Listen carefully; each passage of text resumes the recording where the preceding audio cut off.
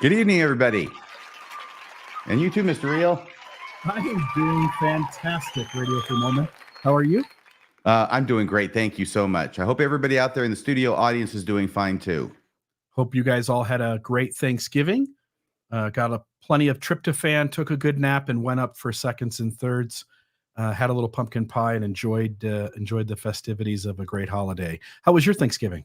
It was wonderful. I was able to spend it with some family. This would be some of the few remaining family members who still speak to me. Yeah. As time goes on, I have less and less of those too. So it might just be our abrasive personalities, RFM. Oh my gosh. I don't know what you're talking about. Me? Yeah. You're the one nobody can get along with. That's it. I'm the tough guy. Folks, yesterday was Giving Tuesday. We did send out an email to all the donors that we have email addresses for, but here we are Wednesday. We're a little bit of a day late on the show, but we would love, very much appreciate if folks would consider supporting the show. We survive on donations. We are a 501c3, Mormon Discussion Incorporated as the umbrella. This show, Mormonism Live, and our ability to create content and devote time and energy to the research that this show requires. We survive on the donations of folks like you.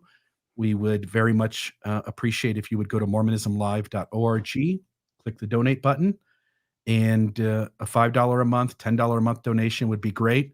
Donations have plateaued over the last, say, maybe 6 to 9 months. And that makes me a little nervous. And I would, and I know RFM would be grateful if folks would consider, if you don't already, and if you do, we're deeply grateful for you. But if you don't, if you'd consider being a member of our team by donating and being a regular donor to the program, we'd very much appreciate it. As Spencer Kimball said, we have remained on this plateau long enough. Give me this mountain. It was more like, give me this mountain, right? Mountain this give me. Yeah, well, I just meant, yeah. Yeah. Well, if there's any truth to that, the whole Yoda Spencer W. Kimball connection, I might have sounded like Packer there, but I was trying to do Spencer W. Kimball. They do sound a lot alike. One, because he doesn't have his vocal cords. The other one, just because that's his voice. So we have a great show for you folks tonight, and we have a legend, a rock star that we'd like to bring on. And so I'm going to bring on Paul Toscano to the show. Folks, most of you out there are going to know who Paul.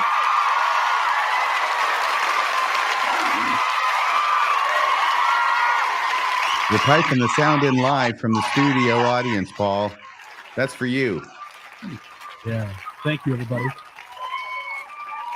Okay, shut up, please, ladies and gentlemen. That's enough. Yeah, Paul is like you listen. Paul, I do want to give you a moment to introduce yourself to the audience, and I want you to at least tie in for a brief moment the September 6th, because that's how folks are really going to know you, I think, primarily. And also, you've done a lot of scholarship and work in this space. That's not going to work, RFM. I've got the names there in the screen, so we'll move in when we go to the slideshow, I promise. Oh, I'm sorry about that. Okay. I apologize. Yes. So, Paul, take a few minutes, and for the one or two folks out there who don't know who you are, would you mind letting them know? Well, let me be brief. I'm Paul Toscano. I was baptized a Catholic when I was an infant. I joined Mormonism in 1963 in California. I went to BYU in September of 63.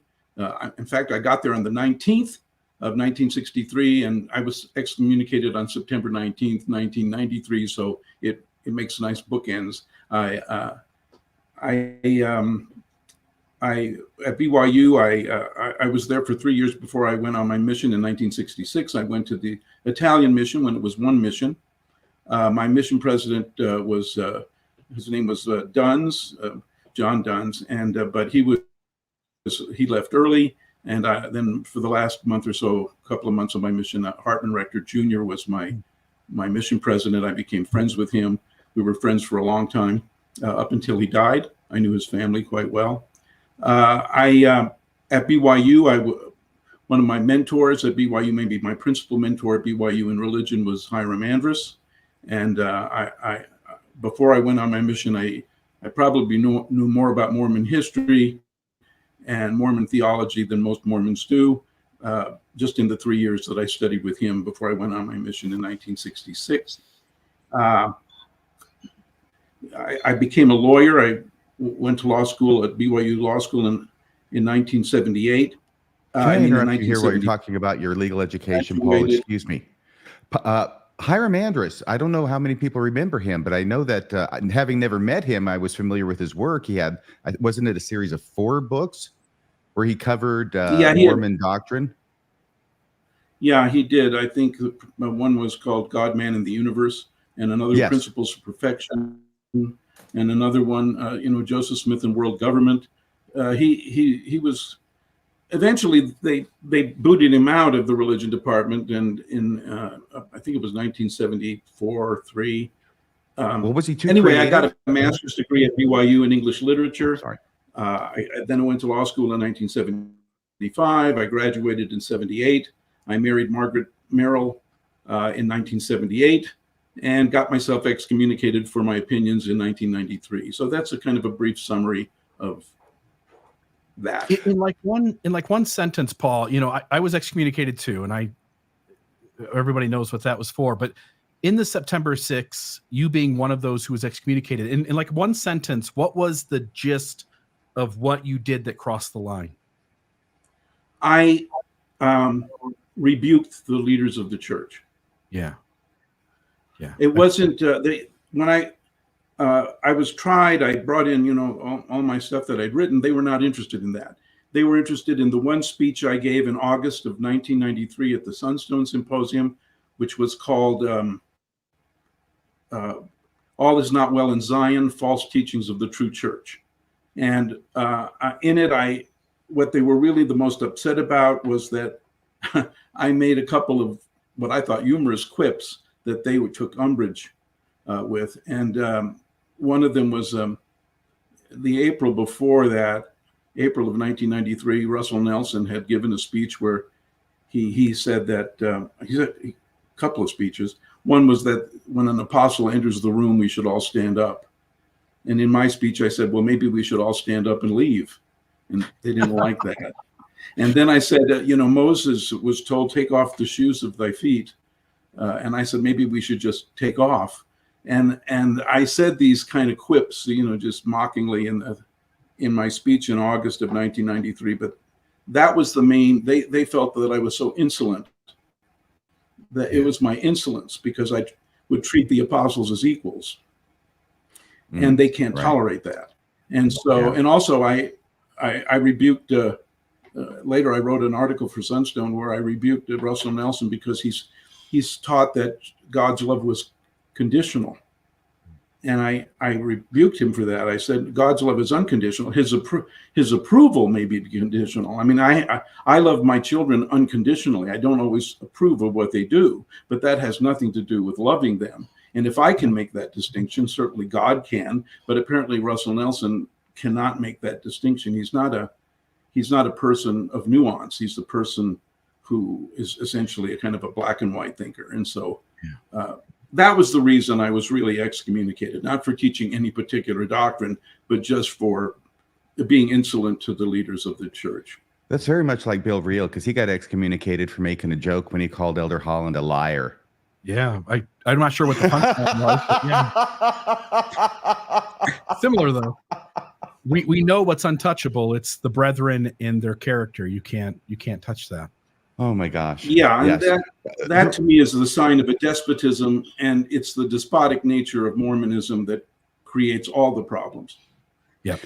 The reason I was focusing on Hiram Andrus, obsessively perhaps, was just that I read some of his books and I was aware that he was maybe 90% Orthodox and 10% creative in his reading of Scripture, which is why it was interesting to read what he had to say. And you're going to go on and you're going to talk about some interesting, non-Orthodox, and can I say creative ways of viewing the Scripture that you yourself have come up with. Imaginative, perhaps imaginary, but I think definitely imaginative. And I learned that from Hiram. Hiram had an influence on a lot of us at BYU, more so than people are willing to get. I think Mike Quinn, certainly Margaret. I think there were others, Andy Ehat, Lyndon Cook. A lot of people knew Hiram, and he focused on, and I would say the percentages are different. I think he was 30% creative and 70% orthodox.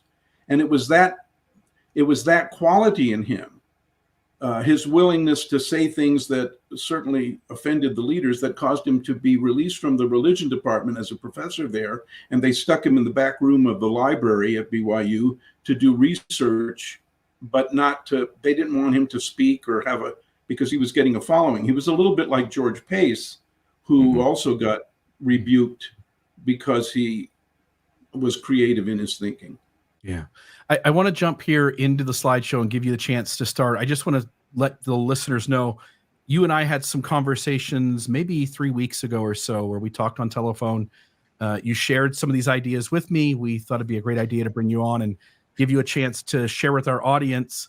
I think your way of framing Mormonism and the value of Mormon text is unique to some extent, and not a view I think that's people are going to be extremely familiar with for sure. And I think it's deeply interesting. And what I'm hoping will happen in this conversation is we'll let you get through a lot of this. We'll offer some pushback here and there. And we've already done, I think, some of that kind of in a fun way and having conversation with you via telephone. And I'm really excited to have this conversation for listeners to get a chance to see some of this material that you put together. So I'm going to put the slideshow up.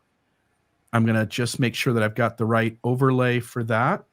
And I'll let you sort of take it from here, and we'll poke in from time to time to ask a question or to offer some constructive criticism and see what the response is. Great. Well, this first slide has crossed out, could Mormonism still be true, which was your title. Yeah. And I thought, well, I don't deal in truth. I deal in perceptions of truth or different readings or narratives. So I changed it to, could Mormonism and its sacred text still have value?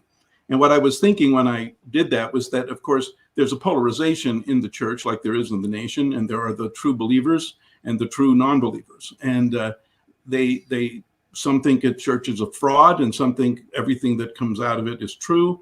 And between those two poles, I feel there's a spectrum of possibilities that we should discuss and explore that may or may not have value depending on people's experience. So that's what this slideshow is about. Awesome. So we go to the next slide. Yeah, and I want to ask just one real quick question, and then you can make the answer really brief, which is, even though we're not talking about Mormonism being true, we're talking about Mormonism's sacred text, do they still have value? You would still posit that there is a spiritual higher power behind Joseph Smith, at least early on in Mormonism, that leads to the reasoning for this, right? Well, I think that's a subjective opinion of mine, and I think that there's evidence of that, but it's the kind of evidence that's very circumstantial and really open to debate. I don't think there's any way to show spiritual realities or prove them. I think that's a personal opinion of mine, that I think there is some spiritual value to the Mormon revelations, but we'll get to that and people can agree or disagree. Perfect. When I'm speaking here, I want to make clear that when I talk about Mormonism and its sacred text, I'm not talking about the LDS Church. The LDS Church is a subset of Mormonism, in my view. And I think there are a lot of problems with the LDS Church, and I have no judgment for people who leave it because it hurts them or damages them in some fashion. Yeah. I also think that the LDS Church, when people say the church did this or the church did that, or this policy of the church is offensive, or their policy of racism or misogyny or the church is not the people, it's not the ward, it's not the stakes. In my view, that when you talk about the church in that sense, we're talking about the LDS apostolate. That is the first presidency and the quorum of the 12, the first presidency acting like a CEO, a CFO, and a CXO, and the 12 apostles acting as a board of directors in a corporate sense. And in that sense, I lay the blame of the problems in the church right at the feet of the apostles, because they manage the church in a kind of old Soviet style management. You know, they interfere with all the departments of the church. They have to give approval for everything. So I'm not trying to defend that church or that corporate structure. I am only discussing the value, if any, of Mormonism in its broader sense and in what it considers its sacred text. Okay. So we can go to the next slide. And just to be clear, because I know a lot of former Mormons watch this particular show, I'm not an apologist for the LDS Church. I'm not a missionary seeking converts. I'm not starting a church. I do not want followers. I'm not attempting to establish the truth in the metaphysical sense. And I'm not a professional historian or theologian, although I am a lawyer and I am a scholar. And I am presenting possible alternative readings of Mormon literary, theological, and historical narratives. That's what I attempt to do. So we can get past that slide. Let me say that I have agreements with most ex-Mormons. I think the church structure is patriarchal and controlling. The LDS apostles dominate all the departments of the church.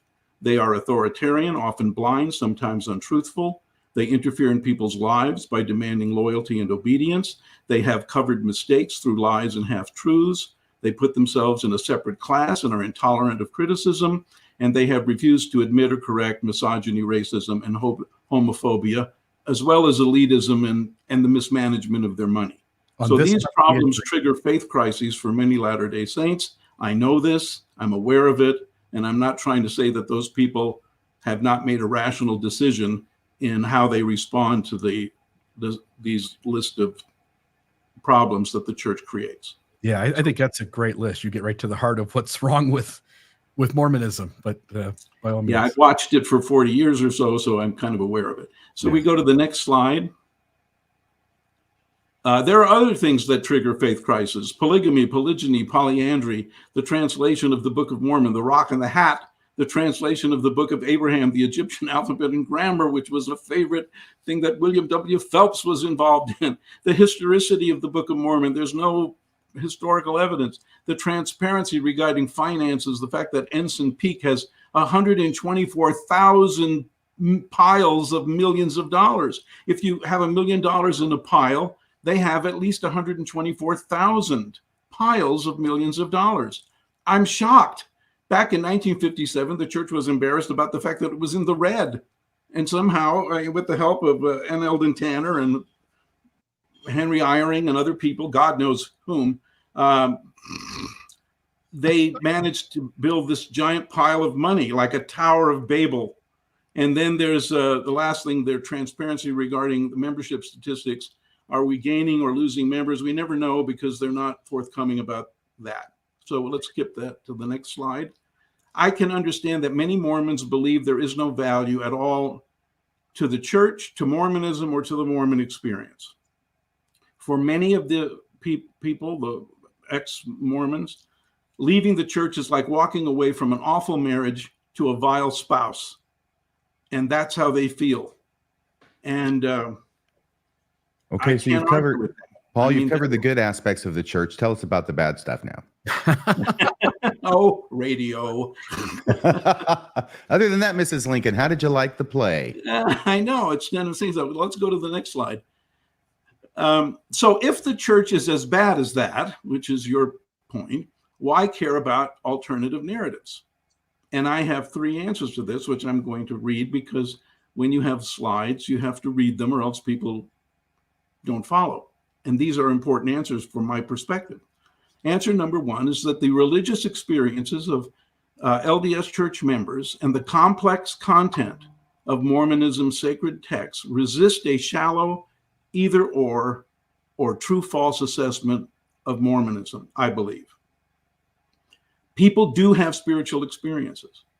And the texts, even though their provenance is in question, the actual texts themselves are complex theologically and philosophically, and they deserve attention.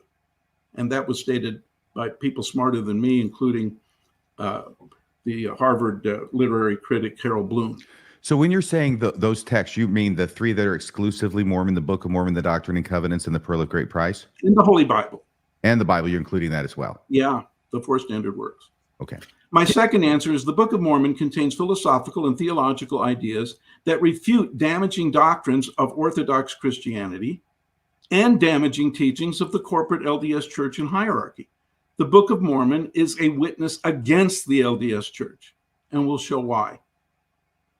And my answer 3 is, like the Old and New Testament, the Book of Mormon, the Book of Moses, the Book of Abraham, despite their provenance problems, have value as literature, even for those who do not believe in their divine origins. But this is true only if one values the humanities and the arts equally with mathematics and science and the sciences. Can I jump in for just a second, Paul? Yes.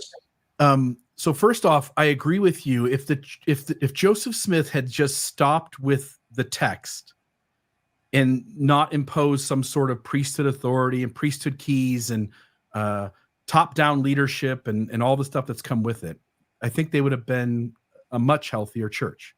I think one could, for the most part, I think there are places, but one could get away with using the Book of Mormon. You know, I'm thinking of, for instance, if someone's raped, they lose their virtue, which is just a horrible teaching. But I think for the most part, the Book of Mormon can be used in a very soft way to help people develop faith in Christ and all that good stuff. But your first answer, I want to push back just a touch and see what your thoughts are. The Book of Mormon claims to be an ancient text written by ancient prophets. Moroni at the end asks the reader to pray about these things, which includes the historical storyline, the characters, the things that happen to them. It's not just the teachings, it's you're praying about the book in its totality. It seems as though the Book of Mormon, at least in some ways, really does impose on its listener that it take a very rigid, or at least on the historical level, a very shallow view of what that book could be. Any thoughts you have there? I'll get to those thoughts in due course here. I want to do it in the order that I put in the slideshow, because it takes a little bit of preparation to get my answer clear. Okay. So and this immediately gets to this point, which is this thing I say, a short digression. One of the principal problems that we have in Mormonism is this. It really does come from what you just said, Bill, and that is that the Book of Mormon presents itself as a history. And Moroni says, pray about these things. And you get this supernatural answer about what is essentially a history. And then we can't find, where's Zarahemla? Where's Nephi's garbage? Where are all the dead people and the swords and the horses and the written records? What's going on? Well, in order to understand my answer to this conundrum, I have to do a short digression and talk about that the polarization of the concept of idealism and materialism is a false dichotomy. Now, what do I mean by idealism and materialism? Well, idealism really comes down from Plato and Aristotle and the Neoplatonists. And idealism means that there is a reality, a spiritual, psychological, paranormal reality beyond the world that's accessible through the senses, even when those senses are augmented by machines like telescopes and microscopes and whatever. Idealism is that there's something beyond the physical world. Materialism states that the only reality is the world accessible through the senses, augmented by machines, and modeled through mathematics. So what we have here are two polar ideas. My view, which is, I think, increasingly being substantiated by quantum physics and by the field theories of quantum field theories, is that there's some kind of a hybrid that's taking place between the idealism and the materialism. And I want to present two images that might help people sort out what I'm talking about. But one is actually a quote, which I won't get exactly right, but it's from Moby Dick. In Herman Melville, I think in the chapter on the quarterdeck, he said, all visible objects are but pasteboard masks. And behind them, he says, that something is putting forth the molding of its features. And then later he says, be the white whale principal or agent, I'm going to strike through. Because if you're a prisoner, you strike through the wall to get out of the prison. What Melville is talking about is that we humans are trapped in a material world. And if there is an ideal world beyond or invested or somehow like a ghost in a machine, we can't get at it. We have to somehow break through the material world. It's kind of like, in that movie about the Matrix. And another image is that the image of a tapestry. When I was in France, I went to the Cluny Museum, which I think is called the Musée du Moyen Âge, the Middle Ages. And there they have these wonderful 6 tapestries called The Lady and the Unicorn, and you can look them up on YouTube. And they're spectacular. And if you see the front side of the tapestry, you see the story that the weavers were trying to tell. If you see the back side of the tapestry, which they don't show you, you see all the tangles of threads and everything that of the actual construction process. So if we can go to the next slide, I'm trying to show that there's value in both the front and back of the tapestry. And that I express as both history and myth. The history and myth is not the same as fact and fiction. That's a mistake that people make who are not literary. I have my training in literary criticism and law. So history and myth, the way I look at history is the story of what happened. Myth is the story of what happens. What do I mean? When a historian writes a story, the purpose of the historian, he takes the language that he knows and he writes a story that is to take the reader back in time so that the reader can experience the actual events that the historian is writing about. That's the purpose of the historian. And curiously, there are a couple of problems with this because the historian can never be completely accurate. And that's why histories are written and rewritten, because more evidence comes forth and you have to change, and newer historians are kind of repudiating older historians or adding to them. And that's always going on. That's important. But when we read a history, we read it sequentially. And then we have to stop and we contemplate it as a whole. But we can't really do that because we've already forgotten the elements of our sequential reading. So we have to reread it. So we're going through an agonizing process when it comes to history, and it's true also with myth, that we read sequentially, we remember as a unit. And so the image I give to you is when I was at the Louvre, I was looking at the Venus de Milo, and a beautiful statue, and I walked around it like I could walk around the David in Florence and see the David, but I never see the whole statue. I only see it in little sections as I walk around. And in my mind later, my mind fools me and creates an image that I've seen the whole thing, but I've never seen the whole thing. And right. So we Paul, I was just going to say, that reminds me, that's similar. Go ahead. I'm sorry, Bill. That's okay. I was just trying to just say that reminds me of a similar image that Thoreau uses in Walden about walking around a mountain. Exactly. You never see the full mountain. You never see the full mountain. And if you're really careful, a real scientist, if you're passing a flock of sheep, you say, I saw only one half of the flock of sheep, the other half I couldn't see from the other side. I mean, scientifically, you have to be careful that way. That's the lawyer in you talking now. Now let's go to myth. It's the story of what happens, not what happened. It's the story of archetypes or repeated experiences. The boy meets girl and they fall in love. The romantic genre, the tragedy. The person has a tragic flaw and brings upon his own tragic end. Those are mythic structures. And what the historian tries to tell you is what happened. What the theologian or the poet tries to tell you is what the history means. It's the story hidden by history. And that's why when you read the New Testament, you get the sense this is not a biography of Jesus. They don't tell us how tall he was or what he looked like or what the color of his hair was, he had good or bad teeth. what he liked to do when he went out to the beach, out west of Jerusalem and went to the beach, and how he frolicked. They don't tell you that. They don't tell you what his favorite food was, whether he was left-handed or right-handed, whether he was married or not. We get nothing because they're not writing a history. What do they write? They say, well, we're not telling, because if we had transported you back in a time machine and you were to be at the time of Jesus and seen this young rabbi going from Dan to Beersheba, preaching and healing and, talking to the woman at Samaria and getting nailed to a piece of wood, you might not know what it really meant. We have to tell you that he was the Messiah.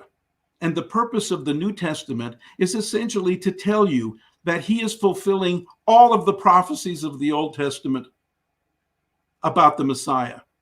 That's how we know they're true.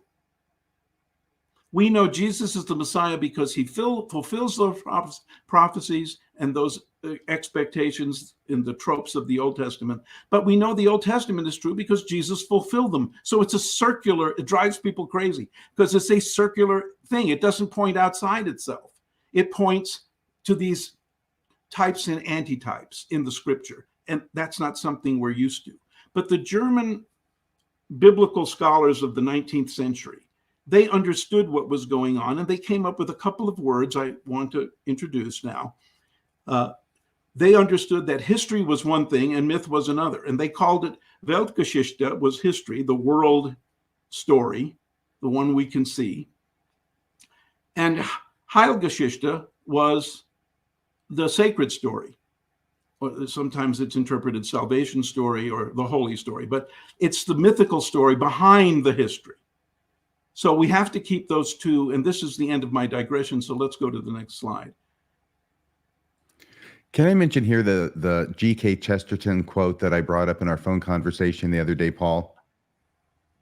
Yes, please. Thank you. Because it's such a great thing for me because it really synopsized it down for me and made it really clear exactly what it is you're talking about. It's when he said about fairy tales, it's this idea of different definitions of truth. Absolutely. And he said, fairy tales are not true because they teach us dragons are real.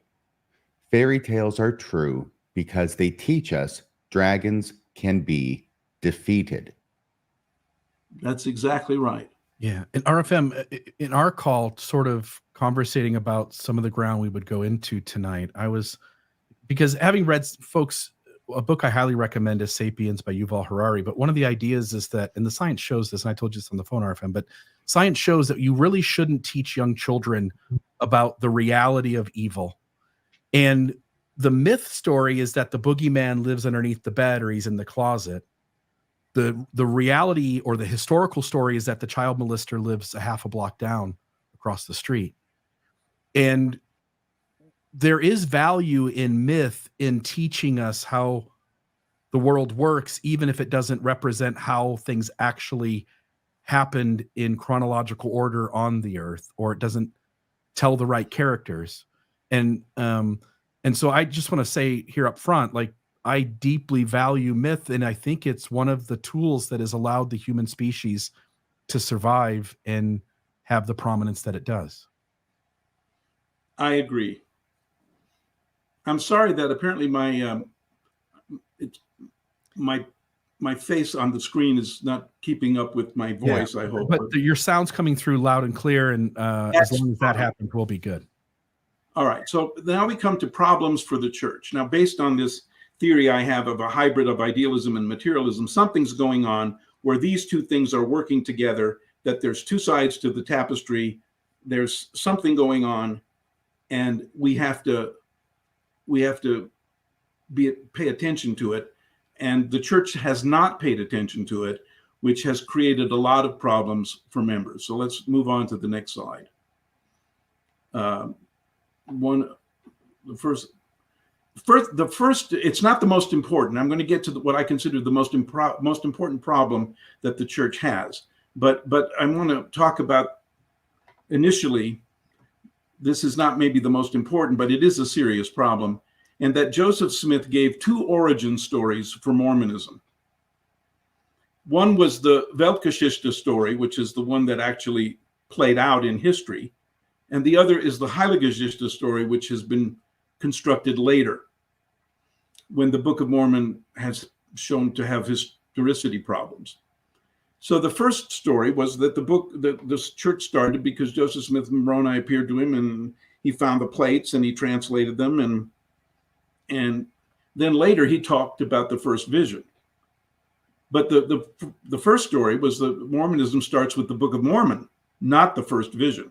That's how it plays out in history. But later, after he told about the first vision, there are a number of different versions of this theophany, and I don't see any problem with those. I think a vision is like a dream, I think, and at different times you remember different parts of it, and you might tell it differently, and I don't think that they are that inconsistent to be a problem, personally, but other people do. But the important thing is the Book of Mormon was originally the origin point for Mormonism, but later the first vision is replaced as it. And there's a kind of first shall be last, last shall be first stuff going on here. And I just point that out because I think it plays into the problems with the Book of Mormon. So let's go to the next slide. Okay. There they are. So based upon the now Heiligeschichte, the second version of the origins of the Book of Mormon, you have 1820, the first vision. This is what is taught now. There's 1820, the first vision. Joseph there is chosen as a prophet. 1829, the Book of Mormon comes out as treated as a history. In 1830, you have the church organized and the priesthood revealed to Joseph and Oliver. By 1832, you have a presidency of the church. In 1835, you have the apostles and 70 are called, and they later claim to have the power to create a new first presidency, but that's what develops in 1844. In 1836, the Kirtland Temple is erected it's now treated like a starter temple. In 1842, the endowment ritual is revealed. In 1846, the Nauvoo Temple is finished, and it becomes a pattern for later temples as family temples. That's what is told. We are told that now. And in 1847, the Mormon exodus, it's escape from the world and persecution. So we have a kind of a shape here that the modern church presents. I think it's a problematical shape, but there it is. And that's the current historical timeline. Let's go to the next slide if we can.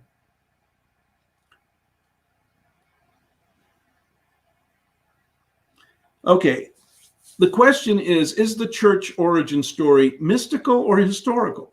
What's going on?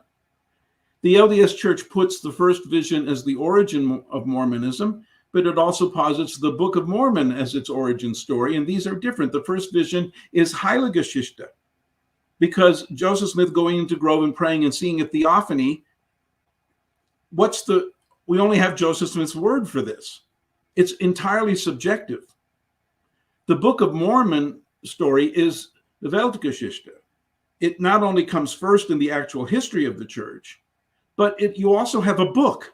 Now, it's true that the contents of the book can't be proved, but you have an actual book. You have an objective text that is the source of Mormonism. What's going on here? Well, neither story is provable with objective evidence. We have translation problems. We have where does it come from? Did he translate it? Was he writing it? Was it written by somebody else? And the first vision is entirely subjective. The Book of Mormon is without supporting historical evidence. So really both are Heilgeschichte. They're both mythological in a certain way. And the more people try to believe that they are Weltgeschichte, the more problems they encounter, because they won't accept the mythical aspects of the Mormon restoration. So let's go to the next slide. Isn't it true, though, that the founder, again, Joseph Smith, the early leaders of the church, anybody associated with the coming forth of the Book of Mormon or the initiation of the church is imposing all of this stuff as a literal story, which again, I recognize that lots of religious systems impose their religious stories as history. But yeah, they did this and it wasn't wise and they didn't know what they were doing. I think that the leaders of the church have relentlessly led the church astray because they were literalists. They were not literary men. They were, I frankly, what can I say? I mean, I think they were wrong, but I don't blame them because the book presents itself as a history, and there was no clarification from saying, I think there were clues, frankly. I think there were some real clues. We'll get to those in a minute. But yes, the problem is that it's not a historical text, but they believed it was, and Joseph Smith believed it was. And as such, an historical text, as I say here, it's an historical text in the second paragraph on the left says an historical text points outside of itself for external evidence to support it. And those evidences are in the form of documents, witnesses, and archaeological artifacts. And none of those have been found. The DNA doesn't work. There's no swords. There's no bodies. There's no Zarahemla. Where's the narrow neck of land? It could be in Indonesia. We don't know. There's arguments about everything. So is it a literary text? I say yes. The Book of Mormon is obviously a literary work. A literary work does not point outside itself. It points to itself. The question is whether or not the Book of Mormon is a literary work worth consideration. And I think it is. But the last question is the Book of Mormon a visionary text? Now, a visionary text does not point outside of itself, and it doesn't point to itself. Rather, a visionary text calls the reader to see through it, to see through the text, like through a pair of glasses, to a transcendent truth. The question is whether or not the Book of Mormon points to such a transcendent truth. And that's the issue I want to address next. By next, I mean the next slide. Oh, I already Sorry that my internet is slow enough that it's interfering with the picture. Yeah, no sweat. All right, so here are the clues that the Book of Mormon is Heilgeschichte and not Weltgeschichte. It's a myth, not a history. Clue number 1. The Book of Mormon story is about Old Testament people who believe in Jesus Christ by name 600 years before he's born. I ask you, is that probable?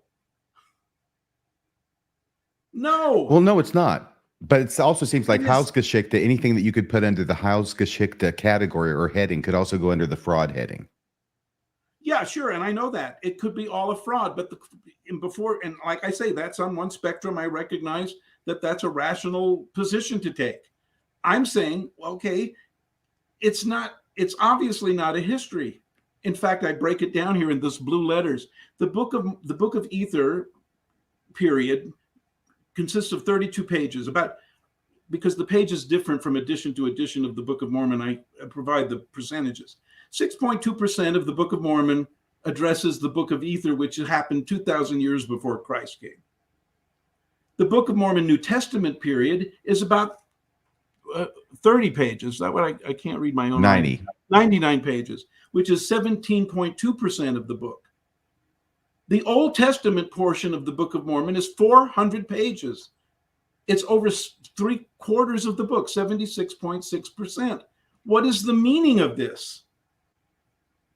What I think the meaning of it is the Book of Mormon is putting to the Latter-day Saints exactly what the early Christians did when they reinterpreted the Old Testament.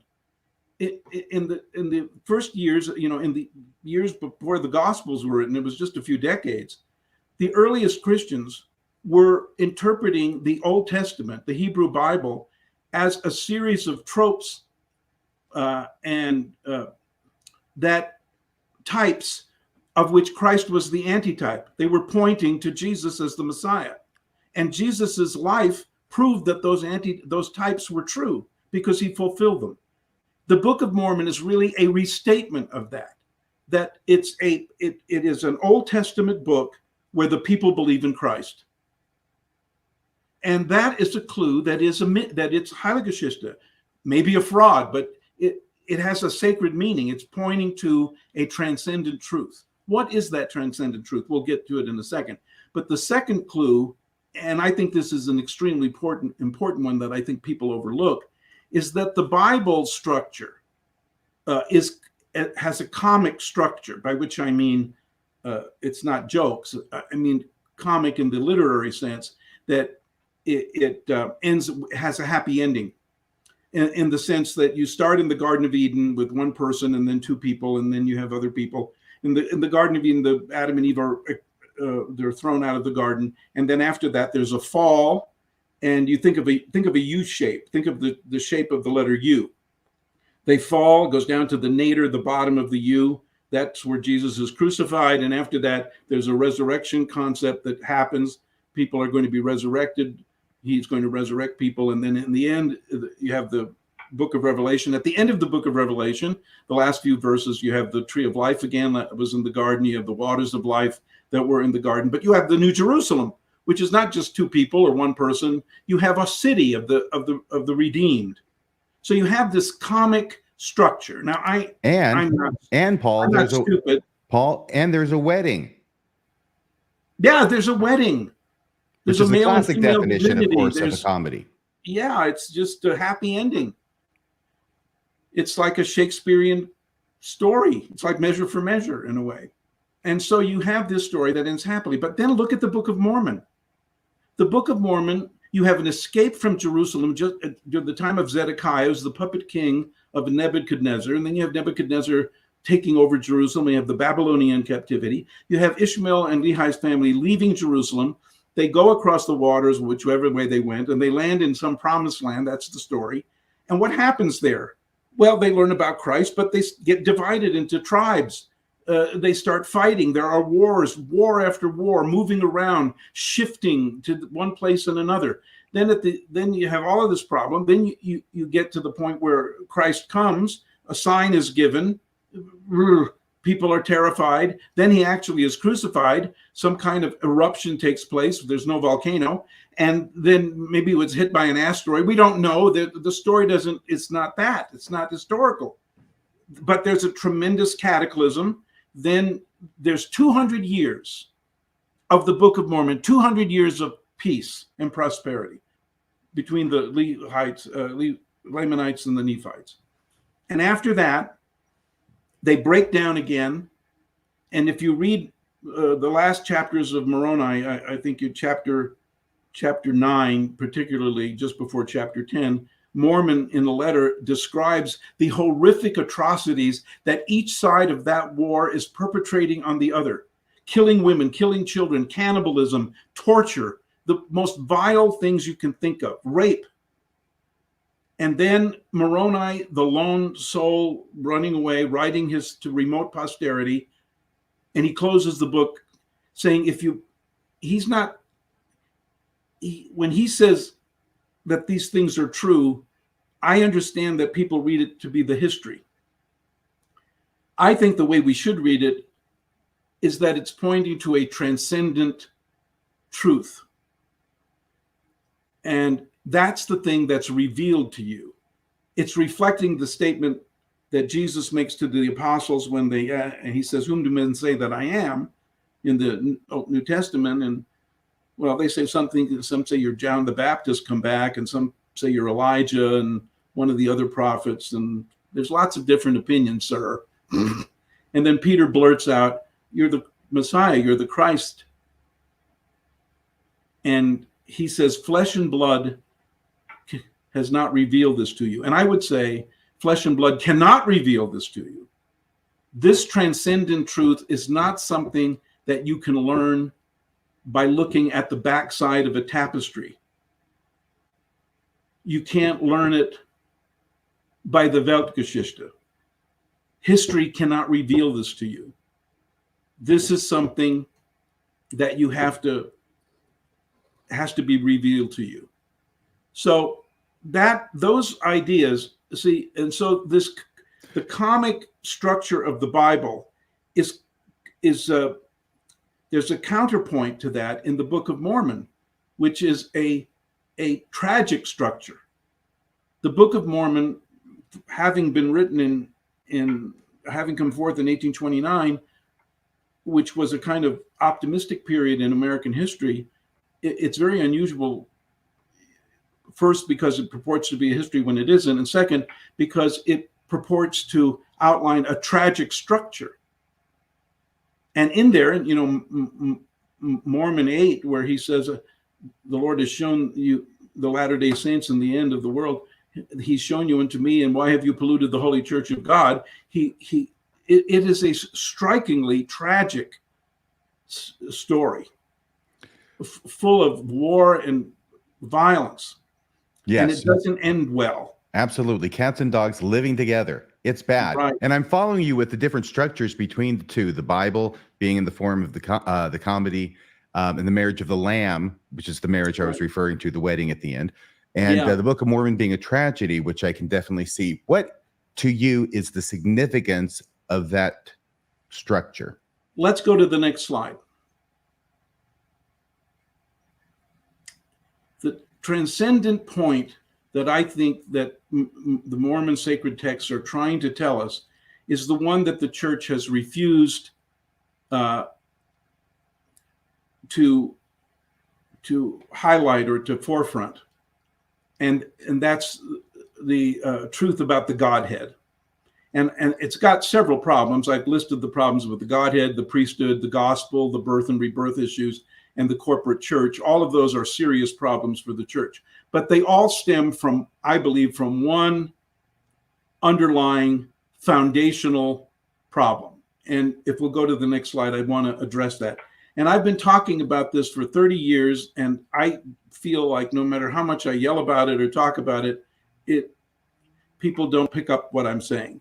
I want to go back to something you said before, Paul, just to underscore it, because I thought it was so nicely put under this one problem that you're addressing now, where you said the pyramid replaces the cross.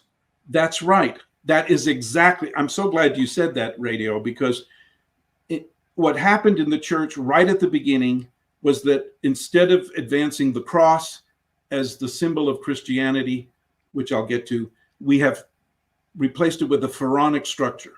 And this structure, the structure of the corporate church, the top-down pyramid model, which is the model of all secular corporations, all governments, all despotisms, even unions have this model. All of these have to have a strong man at the top to control, draw money from the bottom, enrich the people at the top. This pharaonic structure is the evil. Where does it come from? I'll tell you where in the next slide. I just want to make a disclosure here that I'm not proclaiming prophetic truth. I'm just pointing out something that I think everybody will see here in a second. I know it's hard to move the slides, so we'll just calm down.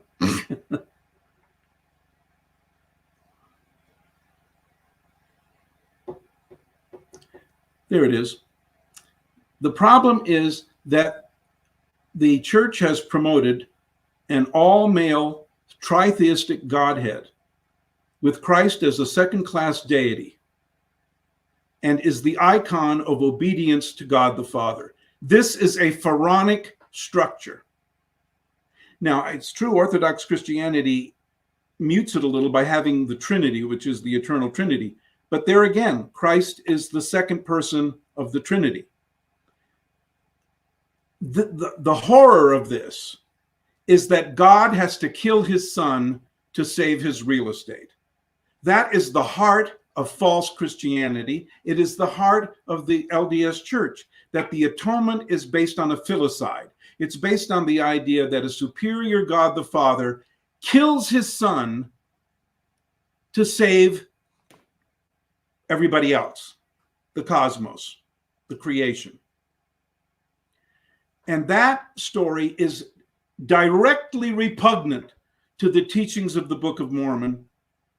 In the title page states that the purpose of the book is convincing of Jew and Gentile that Jesus is the Christ, the eternal God, manifesting himself to all nations, that there is no God superior to Christ.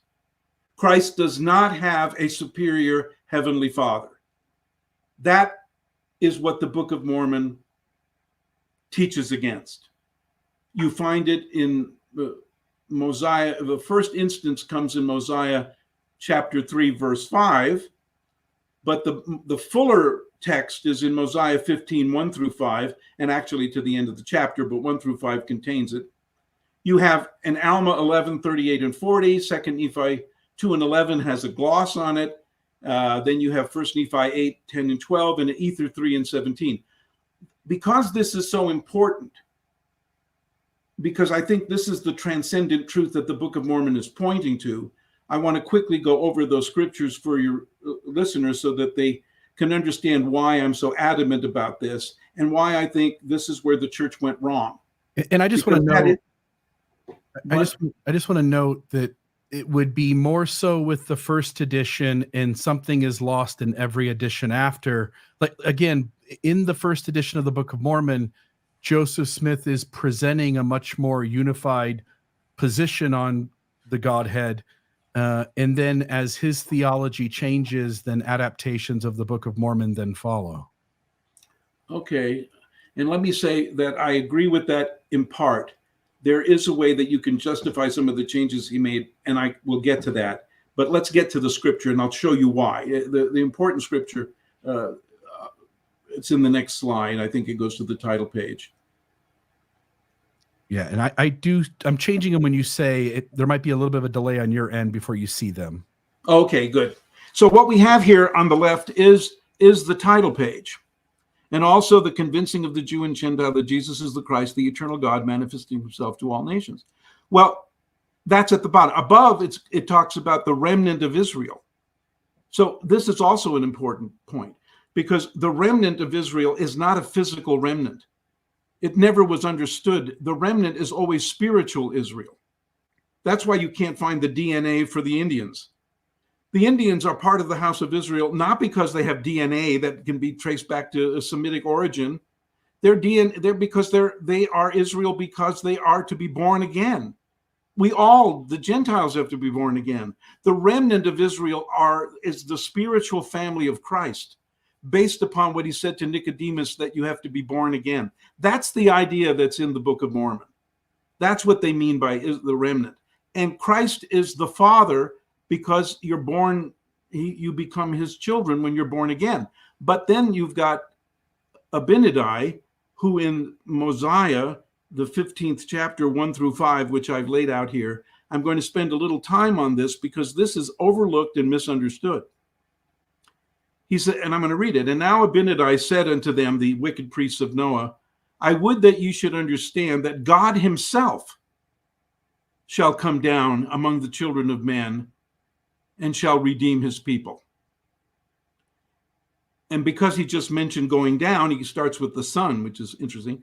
And because he dwelleth in the flesh, he shall be called the Son of God, having subjected the flesh to the will of the Father, being the Father and the Son. It's the same person. But this subjugation is very interesting. But then he says, he's the Father because he was conceived by the power of God. Well, you think that would be a statement that you'd make about the Son. The Son was conceived, but this doesn't say the Son. It says he's the Father because he was conceived by the power of God, and the Son because of the flesh, thus becoming the Father and the Son. And they are one God, the very eternal Father of heaven and earth. And thus the flesh becomes subject to the Spirit, or the Son to the Father, being one God, suffereth temptation and yielded not to the temptation, but suffered himself to be mocked and scourged and cast out and disowned by his people. Now, I'm not preaching this because I think it's metaphysically true. I don't know if it's metaphysically true. But I know that the Book of Mormon is trying to tell us a different theology. And the theology that it's telling us is, and let me go through this as quickly as I can and as clearly as I can, is that when the word God is used, it's used 3 times, it's talking about God before space and time. It's talking about an infinite deity. And the infinity is not like counting infinity where you add 1 to the last number and you keep going. It's not that kind of infinity. It's not a progressive infinity. It's an absolute infinity. It's an incomprehensible infinity. Now, God, in this incomprehensible infinity before space and time, decides to create the cosmos. He decides to create finitude, a finite universe, where there's matter and time and energy and entropy and all of these things. And when he creates it, in the moment God creates it, he becomes the Father. That's why it says that because he's the Father because he was conceived by the power of God in the moment of creation. And he becomes the Son when he steps into that creation and takes upon himself finitude rather than infinitude. And he's one God. And what is the difference between the Son and the Father? Is that the Father has a fullness of glory, which if he reveals, everything's wiped out. But he presents himself as a Son with a lesser glory so that we can approach him, which is the story, one version of the prodigal son, where our version, the prodigal son comes home. There's another version that the Jews tell where the son can't make it and the father goes out to meet him. And it's that version of the story that I think is Chaim Potok tells it in The Chosen, the book The Chosen. And it almost breaks my heart to even mention it. Because we could not go to God, he comes to us. That's the message. This message of Abinadi flattens all hierarchy. It flattens all pretenses to a pharaonic structure. The Father goes out, becomes the Son to save the other creation. He doesn't kill somebody else. The Slovenian philosopher Slavoj Žižek once said in a YouTube video I was watching him, he said the most tremendous moment in history happens at the bottom of that U shape I talked about, when God on the cross cries out, Eli, Eli, lama sabachthani. My God, why hast thou forsaken me? In the moment God himself experiences the absolute abyss of existential crisis, which we as human beings inherit. He experiences. He's completely disassociated from his own identity as God. And in that tremendous moment, all the sacrifices that were made by men to God, to mankind, all of mankind's sacrifices to God are replaced by God's sacrifice to mankind. In that moment, God redeems us. He redeems the whole of creation. That's the meaning of this. That's the mythopoetic undercurrent to this Book of Mormon. That's the transcendent truth. And like you say, Bill, in the first edition of the Book of Mormon, that Royal Scouson's edition, this is made clearer because oftentimes when in our book edition, it says the Son of God, it says God. It says Mary was the mother of God, not the mother of the Son of God. It repeats this story in Alma 11, which we go next to. Let's go to the next slide. Before we go there, Paul, yeah, can I tell you a funny story about this passage from Mosiah chapter 15? Yes. Okay. Just interjecting a little bit of humor here. It's really not that funny, but it was a meaningful thing to me. First off, I appreciate the fact that you are grappling with the meaning of this, because it is clear, I think, to even a new member of the church, which I was back in 1978, and I was reading the Book of Mormon through for the first time, that this is not what the LDS Church teaches today. All right? That's very clear.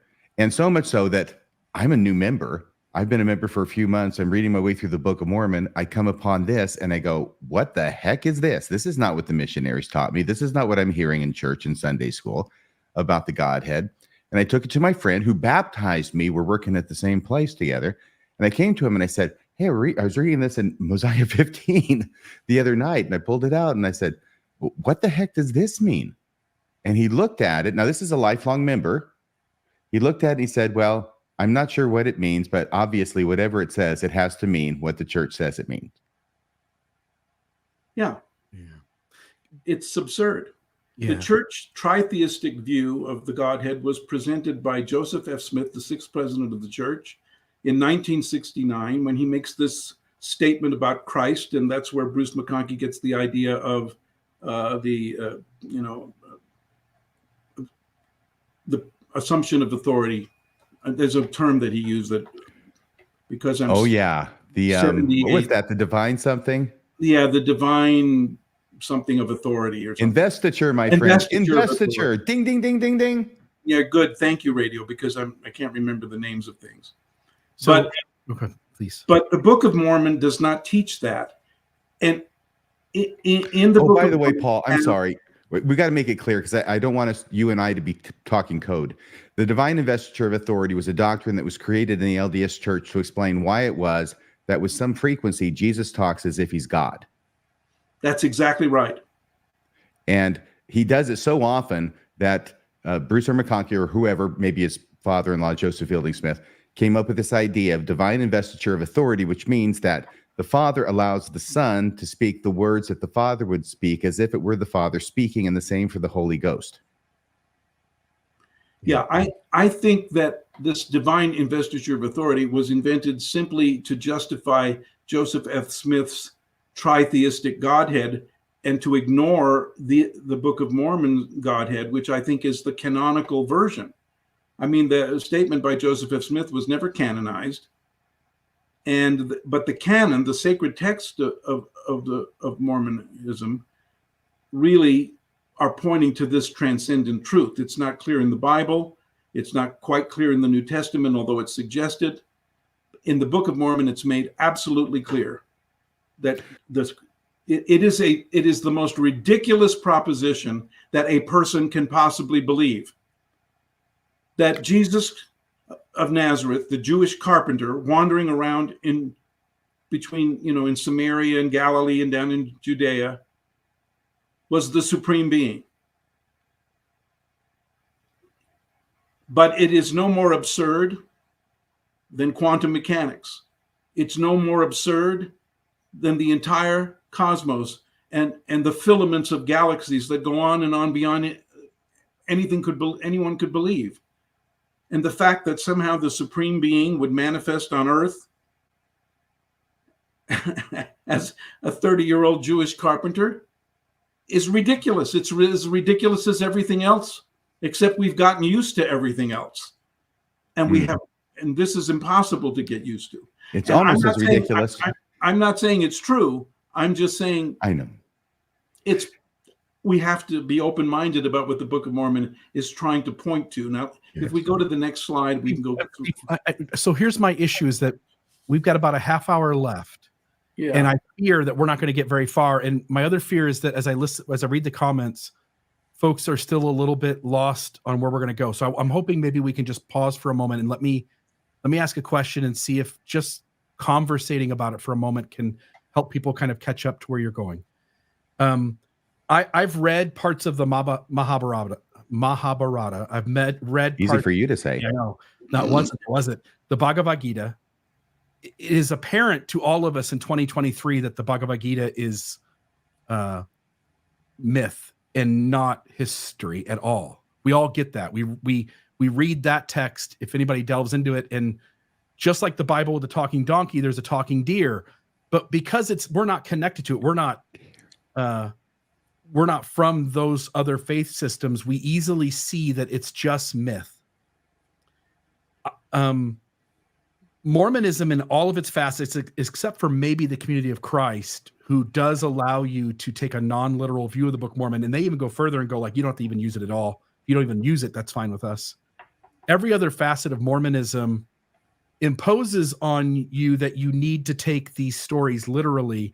And the audience is wondering if they, because all of the Bible disagrees with itself. Matthew, Mark, Luke, and John, as the four Gospels to begin with, disagree in very significant ways about who Christ is and where he comes from and how he got here and what he's going to do. And hence the audience is wondering, like, why do I need to trust any of this at all when all it seems to have done in my entire life is cause hurt and harm and that any effort to sort out what's real and what isn't only leaves more space for people to impose the literalness of it. And if it's not literal at all, if it's just a myth, if the Book of Mormon is a fraudulent book contrived by a treasure digger, why invest oneself into the story or narrative at all when there are thousands of good books upon which one could gain a sort of spirituality from that might be healthier and better? Well, I don't think that can be answered by me. I mean, if a person feels that the Church of all Mormonism is a fraud, they should leave, and they should find something that works for them. And if you believe that the church is all true and the leaders never lie and they always tell the truth and everything is just peachy, then you should stay in and try to get as much out of it from your ward as possible. I'm just suggesting that I don't believe that either of those two positions is particularly nuanced. I think, like I'm saying, I think there is value to the narratives. I'm trying to show what I consider to be the transcendent point of the Book of Mormon is. But if a person's been damaged and they, if you believe in the Bhagavad Gita and you want to be Arjuna and with Krishna in a chariot and he's taking you through various levels of yoga in between two armies, fine. If that works for you, fine. If being a Buddhist works for you, fine. You have to remember that the Buddhists have 1,000 levels of hell. Try to remember that when you don't leave that out. But yeah, be a Buddhist. I mean, my feeling, and I'm not a pastor. I actually don't care about people that much. I'm a theologian. If people have trouble, if they have a divorce, get divorced. If you don't like Bruce McConkie, leave. He was an idiot. He's one of the dumbest people that ever became an apostle. I told that to Dallin Oaks years ago after he became an apostle in 1984. I was his research assistant at BYU. I went up to see him and we were talking. I said, you guys are terrible. You line up in order of seniority to pee. Your wives sit in order of seniority at their tea parties, the seniority of their husbands. It's absurd. He said, well, which one of us don't you like?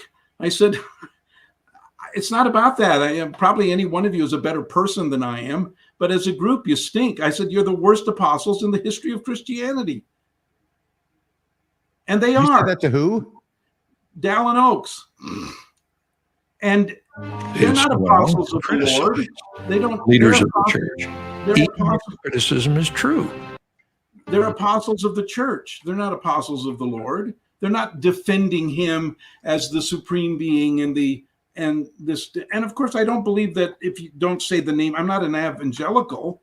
I'm not a fundamentalist American Christian that I think you have to say the name of Jesus or you have to believe in the literal New Testament or everything in the Bible. No, I think that it's different than that. It's more nuanced. I think it's like the last book of the Chronicles of Narnia. The people who believed in the wrong God, but they had the right heart. When they go through the veil, they get to the right God and they're greeted by the right God in spite of what they believed because they were good-hearted. Yeah. Salvation doesn't depend on theology. Salvation depends on love. Yeah. If I attempted to steel man your position, let me know if I get this right. For anybody out there who still has some piece inside of them that wants to find value in the Book of Mormon as a spiritual text that would help one to walk a spiritual path of whatever you want to say, human growth and unity to God's will, being, kind to one another and following the golden rule, that there is a way in which you can disentangle LDS Mormonism and probably every other facet of Mormonism too from the original text of Mormonism, and whether the text is true or not, whether it really was a Moroni and a Nephi or not, there is enough solid spiritual ground in the Book of Mormon that if one wanted to still find usefulness there, here's a way in which you can disentangle the Book of Mormon and maybe other early Mormon text from every person who comes after who screwed it up. And hence you could still have it be a tool on the spiritual walk. Is there a question there? No, it's not a question. It's essentially, I'm trying to steelman your position and see if you would say that I represented it fairly. No, I don't think you have. I think I'm more negative than you are. I think that it's very difficult now to disentangle the transcendent truth of the sacred texts of Mormonism from the church and from the errors of the leaders of the church and from the confusion and in some cases the obdurate literal attitude that the members have. I mean, how are you going to disentangle it? You can't. I'm presenting what I consider to be a middle ground, but I don't think it's easy to reach that middle ground. I understand that my view of Mormonism is extremely eccentric. No one believes it. I don't believe it half the time. My faith is like a wave. It has peaks and troughs. It's very difficult to believe it. But I don't think that what the Mormon church now, the LDS church, teaches is very helpful, because it teaches a Godhead that's pharaonic, and it has a leadership that's pharaonic, and they're authoritarian, and they interfere with people's lives. And a lot of people leave the church because these geriatrics, leaders of the church, prevented them from having sex in high school, and they're still upset about it. And I don't blame them. They told people to practice birth control, then not to practice birth control, then to practice birth control. They're always interfering in things. They want to keep they say we're a family church, but if when I got married in the temple, my mother and father couldn't go because they hadn't joined the church. So they split up families.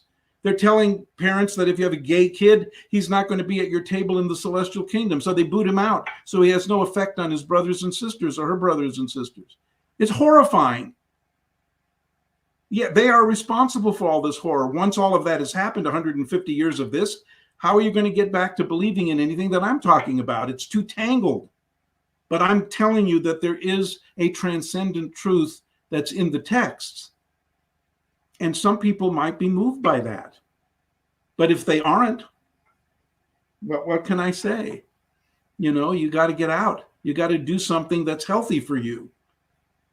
You're not going to get that from David Bednar. And so I'm your authorization. The 12 apostles they're going to tell you that obedience is the first law of heaven, but I say that obedience is the first law of hell. You have to judge with your own judgment. And because the points that I'm trying to make in these particular scriptures are overlooked, I'm saying, well, your judgment should include a kind of some of the thoughts that are buried in the Book of Mormon. I wonder if we could go to the next slide. We can go quickly through these. There's two I want to get to that I think are important.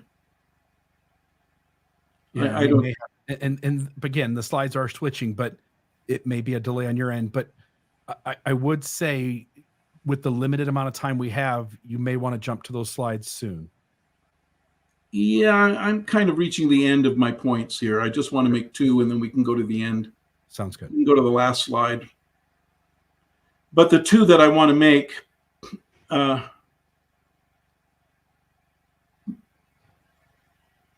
just waiting for the slide to come up. I can't read. Okay, I can switch. Oh, is this it? Yeah, this is a simple one. The one on the left is, Zizram asks Amulek, is the Son of God the very eternal Father? And the answer is yes. He is the very eternal Father of heaven and earth. I mean, it's right there, plain as can be.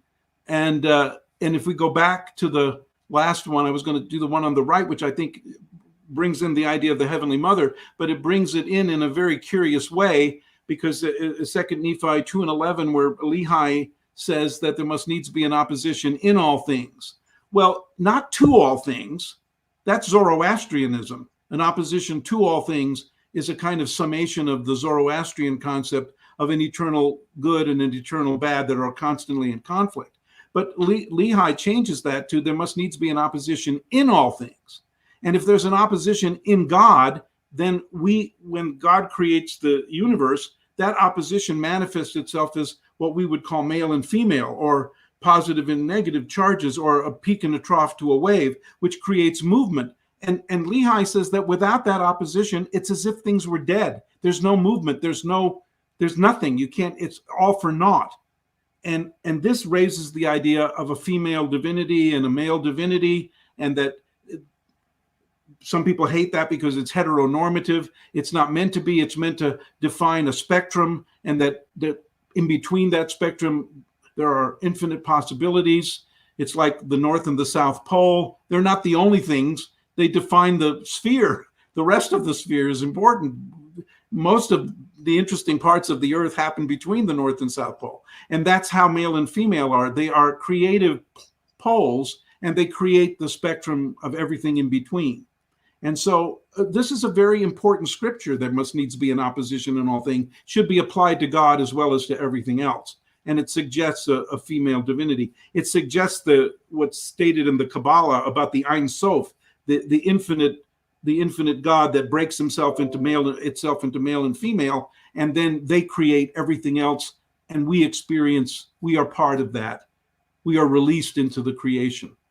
Now, Joseph Smith would say that they didn't create us, we were co-eternal with God, but we are released into the creation and have our own judgment, our own bodies, our own thoughts, our own center of being. And that happens because of the creation. Now, in the next slide, there was a reference, I'll make a quick reference to the Book of Ether, because the Book of Ether is very interesting, because in the third chapter of Ether, the brother of Jared is going to take a trip in a submarine, and he needs light or something. And so he puts out, 12 stones to be touched. And the Lord touches these, and then he sees the finger of the Lord, and he's shocked. And he said, I didn't know you had a finger. And he said, there's the rest of me. And the veil parts, and the brother of Jared sees the Lord. And everybody thinks that this is the spirit body of Jesus. But Moroni, in the 17th chapter here, is it there yet? Here it is. I'm trying to read. It's hard for me to read. And now at the bottom of this in red, it says, and now as I, Moroni, said, I could not make a full account of these things, because they're mysteries, which are written. Therefore, it suffices me to say that Jesus showed himself unto this man 2,000 years before Christ on earth. Jesus showed himself to this man in the spirit, even after the manner and in the likeness of the same body, even as he showed himself unto the Nephites. Well, the spirit there is the glory of God. That's the very light that he put in the stones, and that he gives them the interpreters then that eventually wind up being used by Joseph Smith to translate the Book of Mormon, allegedly. Well, what is this telling us? It's telling us that Jesus was a resurrected being 2,000 years before he appears to the Nephites as a resurrected being. What does this mean? Well, it completely destroys the concept that Jesus didn't have a body and he was a spirit. And this goes along with the Book of Abraham. In the Book of Abraham, in Abraham 3, we have this story about God trying to decide between Jesus and Lucifer who should be the savior. That's not the story. The God there is Jesus, the supreme being, and is deciding whether Lucifer or Michael should be Adam. And if you read it that way, you realize that it's the source of the misunderstood Adam-God theory, because Adam is kind of a created divinity. It's part of the theosis, but he's not superior to Jesus. He's not a divinity, and there isn't an eternal regression of divinities that, like Orson Hyde said in The Millennial Star, where there's one above another and they were born at the bottom of a chain of command. That's what they thought in the 19th century. It's a kind of Newtonian view of theology, which is just balderdash. What do you do with a Jesus who, in preparation to come into the Americas in the book, decimates men, women, and children with destruction, which seems also an internal story to the book that runs contradictory to the Jesus or the spirituality that you're trying to connect the viewer with at the moment. I believe that if you take it in the Heilgeschichte sense, not in the Weltgeschichte sense, it didn't really happen. So why do you have this destruction? It's not Jesus who destroys these people. It's Mother Earth. What you have here is a reference back to the two creation stories at the beginning of Genesis. The first creation story we read is the second one to have been written, the L one. The second one that starts in Genesis 2, verse 4, I think, which starts the Yahwist version. The difference between these two Genesis stories is very important. The second one is Adam comes out of the earth. He's born of Mother Earth. And it's a creation story that's based on the feminine concept of birth. And that became they didn't like that one because it has the sense of things cycling over and over and over again and having no end. So they put the L one, the Elohim one first, because the Elohim one is like God is building a watch, or he's creating, not out of the earth, the sky god is creating everything, starting with light, and even though on the fourth day you get the planets and the sun, he's creating it like an artifice. It's an artwork. Whereas the second one, it's like birth out of a womb. Well, at the end of the Book of Mormon, you have the sky god coming out of the sky, Jesus, but you have Mother Earth responding. The creation is being destroyed because it's wicked from the feminine point of view. From the sky god's point of view, he's going to come down and recreate the world. This is the Heilgeschichte meaning of it. It's not about how mean Jesus is. If you ever read anything in the scripture that makes God look bad, just don't believe it. It's the projection of some human. We keep blaming God for everything. It's not, God did not create the Republican Party. God did not create Hitler. This is we do this. We do this in our attempt to reach the top of the pharaonic structure. Look at the back of the dollar bill. There's a pyramid there. And at the top, the very top of the pyramid is separated from the rest of the pyramid. There's an eye in there. Most oligarchs, most despots, most strongmen want to get to that top. And in the LDS Church, the first presidents in the Quorum of the 12 are at that top. And that pyramid has replaced the cross. Because on the cross, God the Father, God the Son, God the eternal being is sacrificing himself for mankind to stop all of the sacrifices that mankind makes from the bottom of the pyramid to the top of the pyramid. That's the meaning of this. And so you can constantly, because, you can take the boy out of Mormonism, but how do you take Mormonism out of the boy? Because you're going to keep snapping back when you read these things in the Book of Mormon and try to give them a kind of Newtonian and literalistic. There was no volcanic. The question is, what is the mythical meaning of this? And it takes more effort. And of course, because no one reads Northrop Frye, nobody reads the Great Code, nobody reads Harold Bloom, the leaders of the church are just mired in administration and their own power. No one is going to signal to the Latter-day Saints how to read these sacred texts as hermeneutical exegesis on the old Orthodox texts. The Book of Mormon is a hermeneutical corrective to the Bible. It's a hermeneutical corrective to it, and we're supposed to learn how to read, but it never happened. Joseph Smith didn't make it clear. It's not made clear by the leaders. You got to think that Joseph Smith kind of wrote an unfinished symphony, and we were supposed to finish it. But the problem there happened with the end of the fullness of the priesthood. When in 1844, when Brigham Young, took over the church for the Quorum of the 12, and they didn't follow the Quorum of the Anointed, where the men and the women had the fullness of the priesthood. All of the other quorums, the Quorum of 50, the High Council of Zion, all of the others, the Quorum of the 12, were all men. The only quorum that had women in it who were able to vote with the men, and they would have voted more independently if it had lasted more than 18 months. That quorum of the anointed was done away with. Brigham Young shut down the Relief Society. He didn't want them to think of themselves as a priesthood body. And once the men took over, you get a pyramid.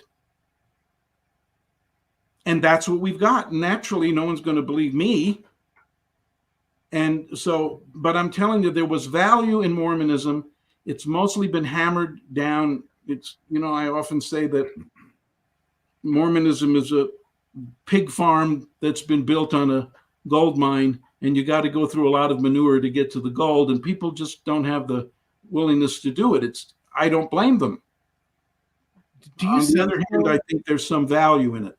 Yeah. Do you sense, though, Paul, that, to get to the perspective you hold, it's sort of a unique version of Mormonism, and I don't mean this offensively, that exists in your head, that you've taken liberties to take Christ causing mass destruction on the Americas, and you've redefined it in a way that is palatable and much more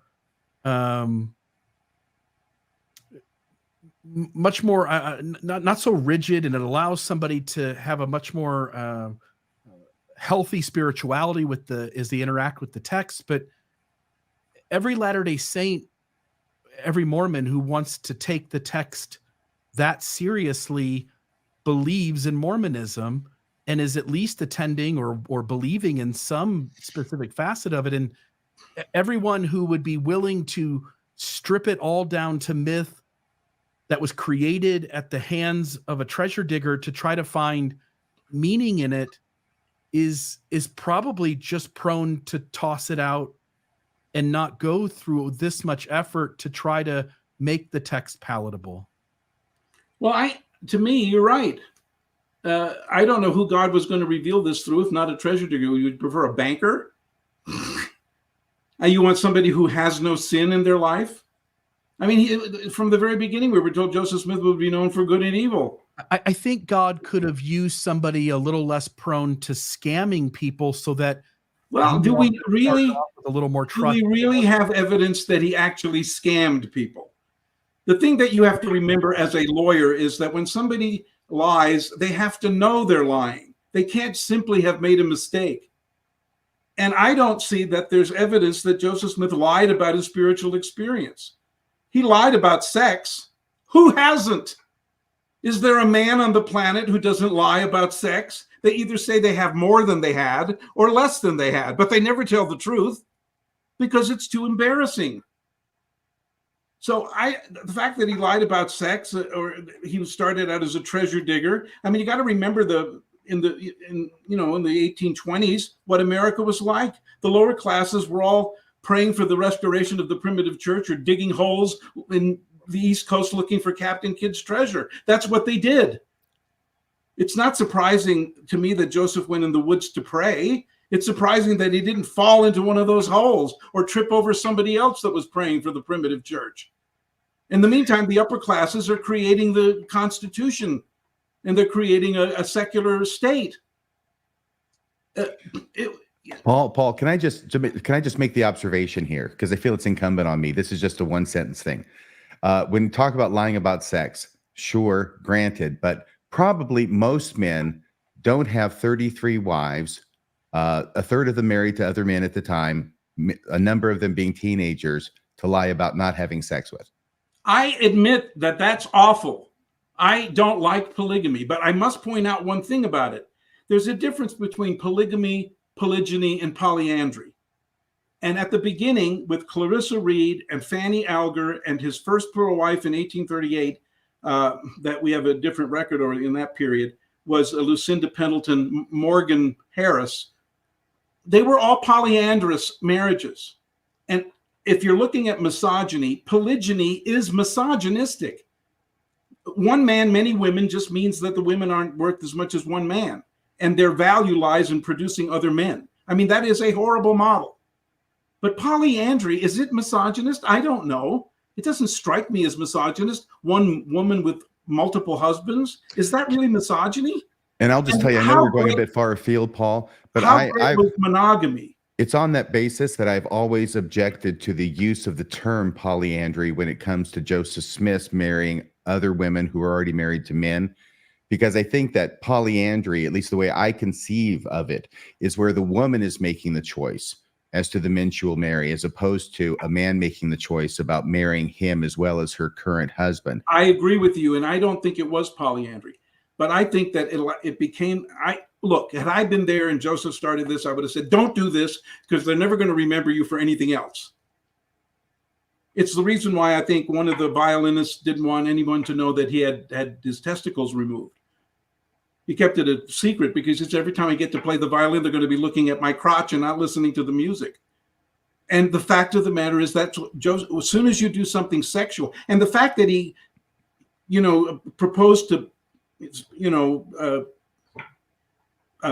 younger women like Kimball, what was her name?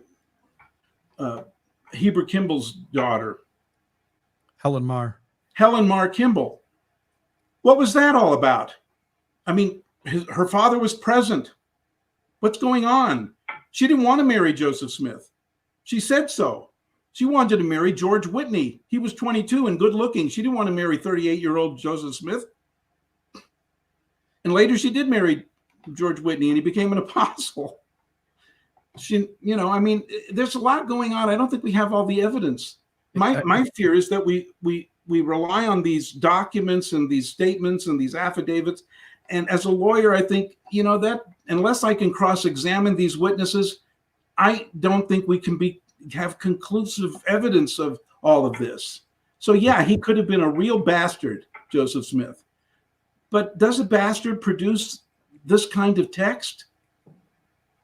I mean, is that what we see from Warren Jeffs? Is that what we see from Tim Ballard? They're not writing stuff like this. I mean, we get it from Chris Namelka. We get it from L. Ron Hubbard. We get it from various people who have displayed incredible unhealthiness and deception. And I would say, I want to give you like 10 more minutes here. We'll go on to whatever slides you think are most important. But let's go to the very last one. Yeah, and we can do that. I just want to say, as I'm getting to that one, that I disagree with you in that when I look at Joseph Smith's life from the time he's gets his first seer stone at the age of 13 years old until the day he dies in Carthage, I see 1,000 instances where he manipulated and deceived people over and over again, hence placing the Book of Mormon in that collective amount of examples that I could pull from.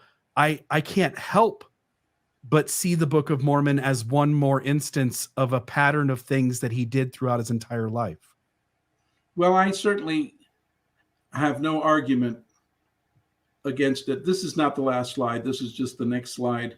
I'm talking about the very last slide before we close the It should change. Yeah, it should change in just a second. I think it's just the delay. And Bill, like I say, I have no defense for that view. I mean, I can't bring a case for the defense. I mean, I think apologists have tried to do this. I think it's unconvincing to people who feel like you do. I think your position is unconvincing to people that have had some spiritual experience connected to the Book of Mormon or Mormonism, and they don't want to give it up, even though they may see problems with the church. I think this kind of, I don't think it's kind of like Thomas Jefferson. The fact that he held slaves, I just don't want to get rid of the Declaration. The fact that George Washington was a surveyor and surveyed a lot of land right out of the Indians, he took over their property because he knew how to survey and claim property. It doesn't mean that I disparage George Washington for what he did that was good. And Joseph Smith is the same. L. Ron Hubbard, I think, as far as I'm concerned, I don't know enough about him to judge him, but frankly, the idea that you replace God with an alien being is basically to eliminate the supernatural order entirely and to say everything happens within the material universe, and nothing, there is no behind the tapestry. It's all yarn, right? There's no mythical meaning. And so I don't think Scientology has much to offer. I think it's all very materialistic. Yeah, and in a sense, modern Mormonism has followed suit, hasn't it? There really is no mystery behind God. The beauty of Mormonism, as it was presented to me in the missionary discussions, is that we know exactly what the Godhead is. And you got God the Father as a body of flesh and bones, is tangible, as man's a son, also the Holy Ghost is a personage of spirit. Except that spirit is matter and matter is spirit. And so how can that be true about the tangible body of God? I mean, if spirit and matter are interchangeable, then what are we talking about? I mean, there's so many contradictions. So we got to look at what are we saying here? And I admit I'm presenting. Margaret warned me. She said, when you get on there, that you're presenting this eccentric view of that is yours, but I'm not trying to convert people.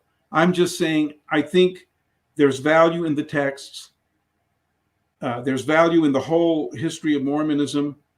There's value in that tragic Book of Mormon story. There's value in the tragic story of the Mormon Restoration, which started with somebody praying and seeing God in a theophany and ending up with Russell M. Nelson, telling us that God is offended by nicknames and that you should throw out your gay kids. It's just, it's a tragic ending. Maybe the Book of Mormon is a prophecy about us and what would happen. But there's value in thinking about it from a literary and visionary perspective. And so I end with this. Perhaps Mormon theology offers more than a troubled history and a hodgepodge theology generated by errant church authorities who cover their sins, gratify their pride, exercise unrighteous dominion, and fail to consider and discuss openly the implications of the literary and theological value of Mormonism's sacred texts and of the potential Heilgeschichte of the entire Mormon restoration, which seems to me to be a compressed story of Israel. We even have a Dead Sea and a Jordan River and a Sea of Galilee here in Utah. And it flows the same direction. And it flows, I think it flows in the opposite direction. Is it?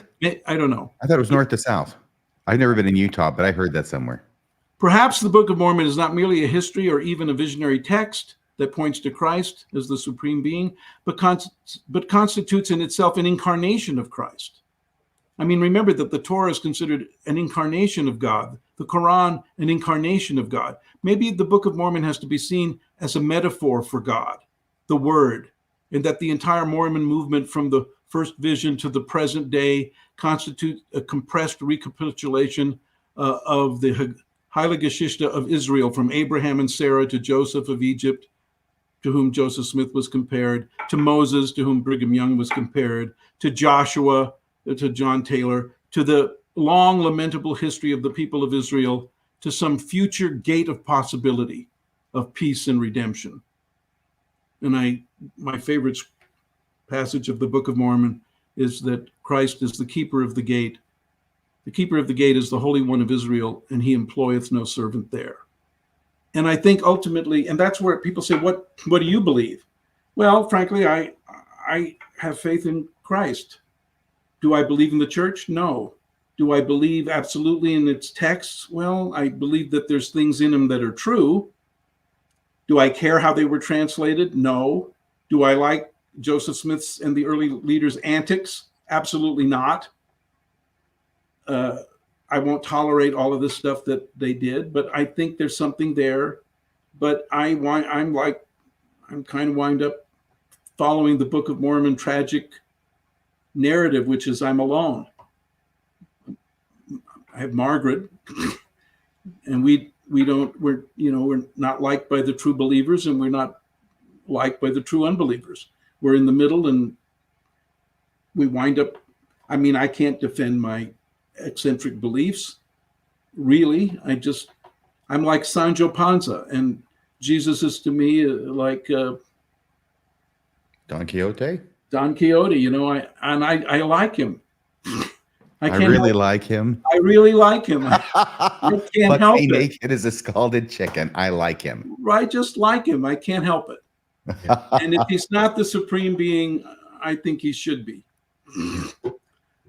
Paul, when we get to the end of the show, we normally take a few live calls from callers. Do you mind taking a few phone calls? Not at all. While you're setting those up, I want to ask a question. Paul, you mentioned Margaret talking to you about coming on tonight's show and expressing your concern. What did you tell her? And the reason I'm getting to this is because you've written books about this, many books about this. You're coming on this show. You do, in many respects, recognize that you are a voice in the wilderness, crying, make straight the path of the Lord.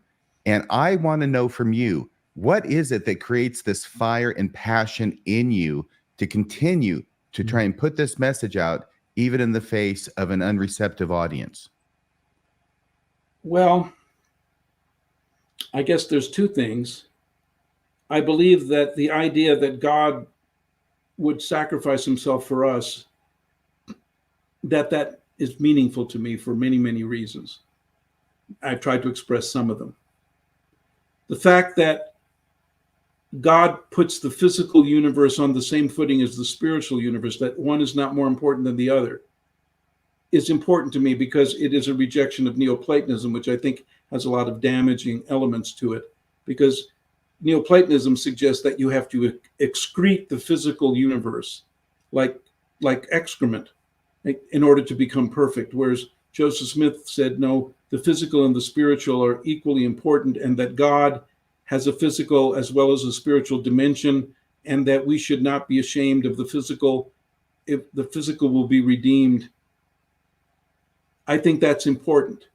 I think it's important for how we set up our power structures on earth and how we set our economic structures on earth, because they are models for how we should advance not only the equality of the human beings, but the equality of our access to resources. And that how we take care of the earth is suggested in all of that. So I think the way we see theology is how we model our power structures. And I think it's important for those reasons. Love it. Great. Thank you very much, Paul. That will have some callers, I hope. Yep. So let me grab the first one here. Marzipan, are you there? Oop, let me try to put you up on, let's try that. Try again. I am not. All right, I'm going to try something else here. I'm going to put you. All right, so go ahead and state your comment to Paul and to RFM. If you try to talk to her, she won't be able to hear. I've got to hold the phone up to the microphone. But go ahead, Marzipan. So I studied literature as well. That's my background. And to me, I feel like context always matters in literature.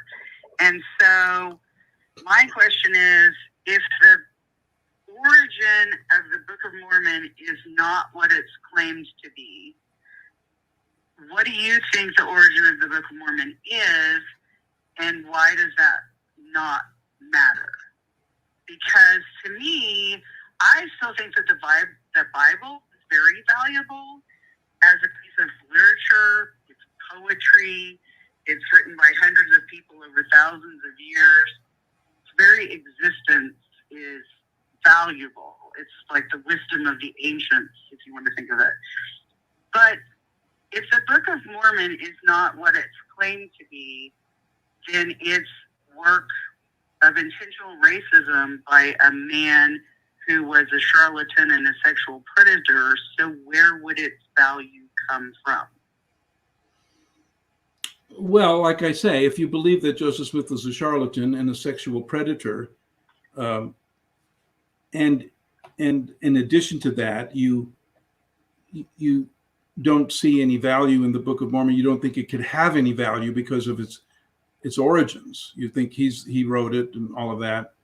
I don't think I can defend it. I mean, I've already pointed to the passages of Scripture, and there are others in the Book of Mormon that I think refute the first 4 ecumenical councils of the Christian Church, maybe the first 7, and I think with good reason. I think the Greek fathers of the Christian Church that formulated the theology of the Church from around 325, maybe 321 on to 736, the first 7 ecumenical councils. I think that Joseph Smith refutes those. Yeah, he might. I'm a lawyer, and so therefore the idea that Joseph Smith was a sexual predator in the way that you say, or that he was a liar and a fraud, the way many people believe, my feeling is that I have looked at the evidence, I don't think it's conclusive. I think it could be true. I think without cross-examining those people, we can't know. I think historians can tell us what they believe to be true, but I think when we make the kind of personal judgments that people make, basically condemning Joseph Smith as essentially a criminal, I think we have to look at that evidence. I don't see that we can do that. So therefore, I'm open-minded about that. I'm saying that it could be true.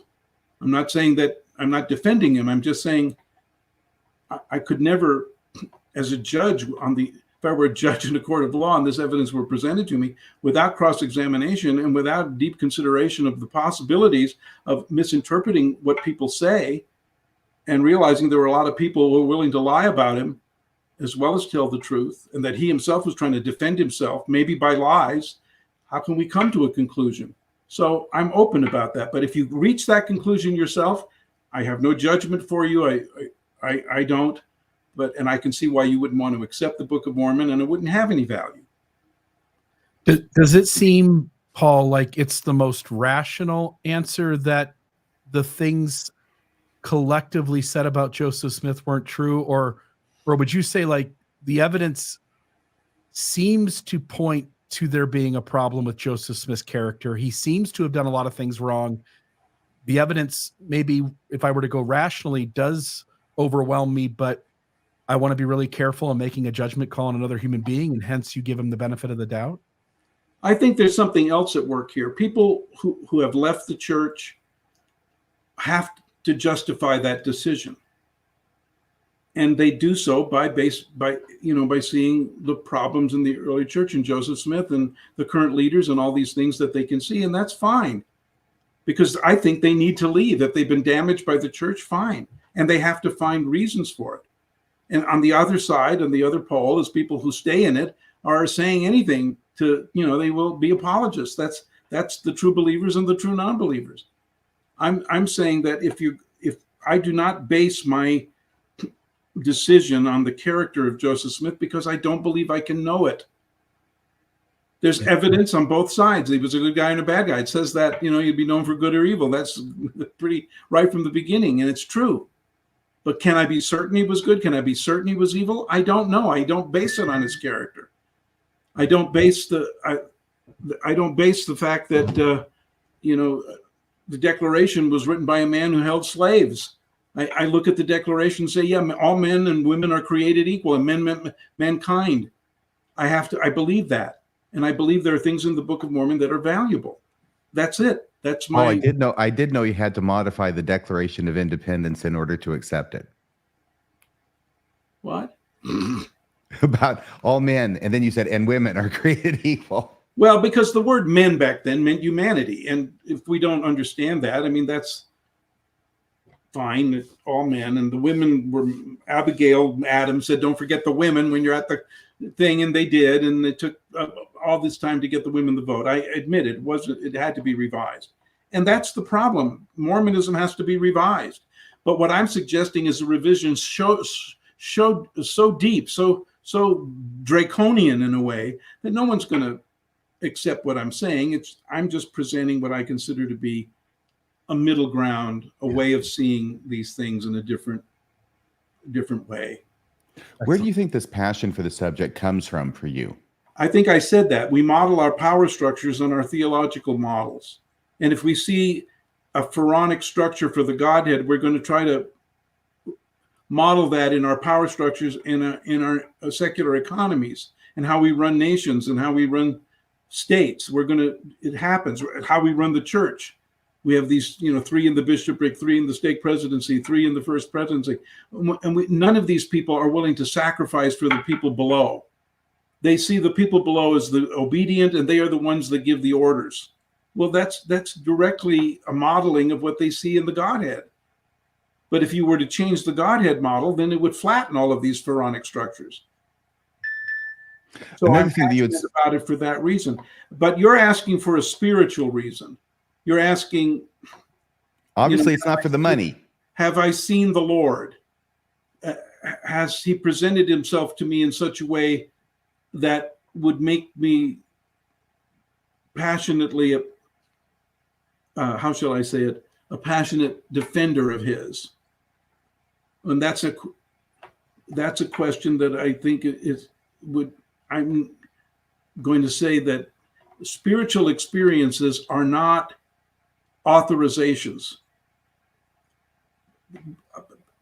Just because somebody has seen the Lord does not make them a theologian and doesn't give them the right to be able to pronounce anything. So that is something that I'm not suggesting I have. I don't mean that to say that I have. People have spiritual experiences. I have not seen the Lord, but I have had spiritual experiences that make me feel like it's okay for me to think that Jesus is that the Book of Mormon statement about Jesus is a transcendent truth. Now, is it a transcendent truth for everybody in the world? I don't know the answer to that question. I think there are many roads that lead to the top of the mountain, and they come sometimes crisscross and all of that. In some ways, I'm a Hindu. In some ways, I'm a Buddhist. In some ways, I'm an old-fashioned Protestant and an old-fashioned Catholic. There are things about my views that kind of partake of all of those things. But I agree with this woman that if she sees Joseph Smith the way she does, I think she has no choice but to reject the religion that comes from him. Yeah. Yes. And yet I think it's fair to say that you see in Joseph Smith and his writings a depth of understanding about God and the Godhead and theology that resonates very much with you. Yes, I don't know whether Joseph Smith understood what he wrote, but I think that there is in the text, and I don't know whether he understood it. In his King Follett discourse, it's extremely contradictory. It's internally contradictory, and I'm glad it's not canonical, because there are things he says. I listed all the paragraphs by number, and if you were to number it, paragraph 24 or 26 conflicting with paragraph 14, and you can go back and do that analysis. He contradicts himself in that discourse quite a bit, and it contradicts the Book of Mormon. It contradicts some of the elements of the Old Testament. I don't fault him for that. I mean, it's a discourse. It's not written. He's up there bellowing it out in the Bowery or whatever in Nauvoo, and he's making it up, and he digresses, and it's a funeral sermon partly. It's not canonical, but I think there's truth in it. The concept of progression, I think God progresses downward so we can progress upward. I think there's an element of truth in it, but it contradicts Abinadi's statement. So what do I do? I as a theological scholar of Mormonism, I look at it, I faced it. I've written my book, The Serpent and the Dove, in which I try to hammer a lot of this out in the first chapter. But, it's like I say, my faith has peaks and troughs. Paul, I have good news for you. Somebody bought that book. Oh, I did, and I read it. It's been a few years ago. But that's why what you're talking about tonight isn't completely new to me. Yeah. We've got, let's take 2 more callers here, and then we'll wrap up. I believe this might be Ted. Ted, are you there? Hello? Yes. No? Yeah. You see if I can get you on speaker. Go ahead, my friend. Hi. So yeah, this was an interesting episode for me because I could hopefully tell my Mormon story in 30 seconds or less. But my now ex-wife was a Mormon. So when we met, she told me she was Mormon, and she said it was another Christian religion. So I said, oh, okay. And she said, would you like to have the elders come over? I said, sure. Elders come over, and they would say things like, yeah, this is another book of Jesus Christ. And we have people like Middle East people came over, which became Nephites and Lamanites. And without knowing anything, I'm not a biologist, anything like that. I just was aware, like, well, that's not right. Like, it's Native Americans that were here first. And so then they said, well, just start reading the Book of Mormon, and it'll all become clear. So I started reading the Book of Mormon, and before I say that, I love the New Testament. Like, I love Matthew, Mark, Luke, and John. I love, like, how genius, like, Jesus was with even the taxation. Like, what do you think about taxation? Well, who's on the coin? Caesar. We'll give it back to Caesar. You know, like that, just that and many other things I was fascinated by. But starting to read the Book of Mormon, it was extremely uncomfortable. Like I said, I'm just somebody that is curious. So I said, horses. There was no horses. Like chariots, wheels. There was no wheel. So I started getting upset with that. And I think I told you guys last week my Sharon story about going to visit Sharon. And then I said, okay, the Book of Mormon's not working for me. Let me just research Joseph Smith. And some of the things that nobody ever says, like about his treasure digging and stuff, is whether he was prosecuted or not makes no difference to me. It was the fact that he did something that was illegal at the time that really bothered me. So moving on from that, then going to like Helen Mara Kimball, which you guys mentioned, the fact whether he had sex with her or not, it destroyed her life. Like, you know, she couldn't go to dances, this and that. Like, some of this stuff is just so egregious. And then going on, like him going to making an illegal bank, you know, and taking people for their money. And then the Neville Expositor, and, you know, read that paper. Like, you know, and people will do mental gymnastics and say that all never existed, but just so many things. I couldn't find peace anywhere with Mormonism. So when I saw this, like, Mormonism true, I was like, I don't know how people can come up with anything but false. Yeah. But yeah, that's my story. And I just want to say one more, because I still do believe in God. Like, so I don't totally understand evolution. I just don't get it. I don't believe it. But when you guys discussed like the eclipse last week, one of the things that nobody mentions about the eclipse is the sun is 400 times bigger in diameter-wise than the moon, but it's 400 times further away, which makes the like when you guys show the swath that was going through the United States. To me, that is a miracle, and so I still believe that there must be a higher power. Sometimes I just think he's a jerk, but anyway. Thank you, caller. That's all I had to say. Hey, Ted, before you go. Yeah. And Iron Fist, I like your shirt. Yeah. RFM. Thank you so much, Ted. Ted, are you from Brooklyn or something? What's with the accent? Where are you from? Where are you from? He wants to know. I grew up just outside of Boston. But yeah. Boston. I thought it was in Mr. Cotter's classroom for a second there. Yeah. Good to have you watching the show. Thank you. Thank you, Ted. And, I guess that's what started me being curious, is just how our country evolved and stuff.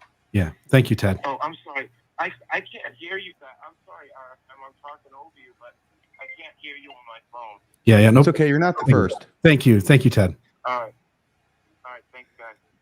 Bye-bye. If I could respond to Ted just briefly, I think that a lot of the things that he mentioned, the Kirtland Bank and the treasure digging, divining, and all of these things, divining rods and all of this, the Woodbine group that Oliver Cowdery belonged to. There's just all kinds of things that you could discover in Mormonism. They are disturbing. I think the problem really was that the early church leaders may have known about him. I think that no one church leader knew everything. I think that different ones knew different things, and they didn't always compare notes. I know that Abraham Cannon, who was an apostle, in his journal, it was clear that he didn't know what his father, George Q. Cannon, knew. I mean, they just didn't talk about some things. It's ridiculous.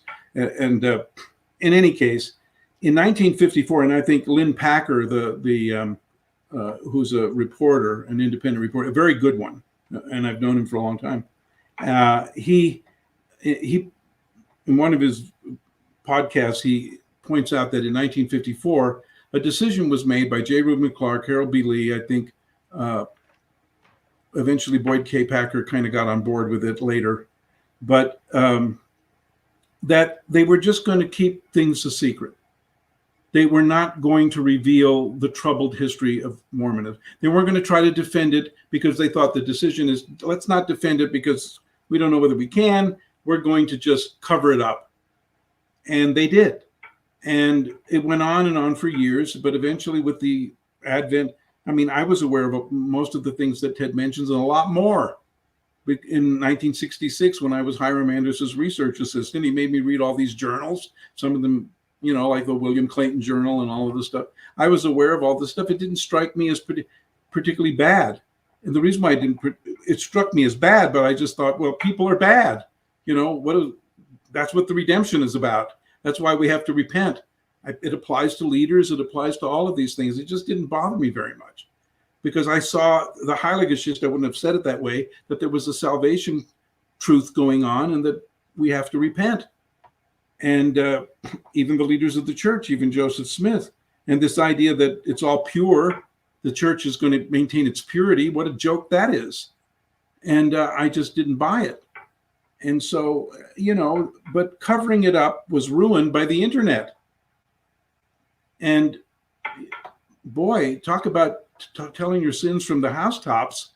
And now the church, it's all the chickens have come home to roost and you can't answer the questions. Nobody can because they didn't leave a record because they were covering it up. Who knows what's in the vaults of the church that could help or make it worse? We don't know. And so the answer is, yeah, Ted's right. You can read it and it looks pretty bad. But like I say, I think there might be some value in some of the theological principles. Yeah. Right. In one sense, I'm seeing what you're saying is trying to divorce the author from the product, from the literature produced. We could talk about Homer, not Simpson, and talk about how he was a horrible deadbeat dad and he never paid the child support and he went to the bar every other night and came home sloshed. And we could focus on that, or we could look at the Odyssey. Yeah. And I see what you're doing is looking at the Odyssey instead of looking at the character of the author. Yeah, the character of the author, like the woman said when the other caller, yeah, it's something you have to take into consideration. But the question is, could a person who wrote these things be as bad as they claim Joseph Smith is? Or could a person as bad as Joseph Smith produce this writing? Yeah, people want to dismiss it and say it's all a lie. And other people want to say it's all true. I think that kind of simplistic view does not honor the evidence. The evidence is more complicated than that. And it's supposed to be. Because what we want is a clean guy, clean record, because what we want more than anything is to be right. We want to be right more than we want to be saved. We want God to have delivered to us a complete package, unassailable by the outside world, so we could say we're right and everybody else is wrong. But instead, what we got was a mixed bag so that we can't do that. And it places the burden on us to find God in this strange package. And it's fair to say that the Book of Mormon and other writings of Joseph Smith have helped you in that endeavor of coming closer to God and finding him/her. Well, they've helped me come closer to an understanding of what is valuable. I'm not sure that I'm closer to God than anybody else. I don't see myself as redeemed. I see myself as a person. I don't see myself as, I think there are others who've broken off who make greater claims. So that's not me. That was probably a poor choice of words on my part. You feel led in some supernatural, divine sense. I do feel all of those terms are too strong for me. I felt synchronicities in my life, anomalies that can't be explained, that have happened to me that I just can't set aside. They're not proof, but they are circumstantial evidence, so to speak, that there is a divine power who's working with us.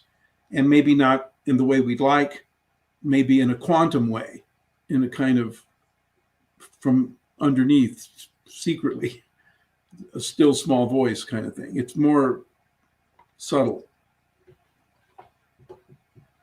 All right, we've got one more caller, and then we'll wrap up here. So I don't have the name caller. What is the name?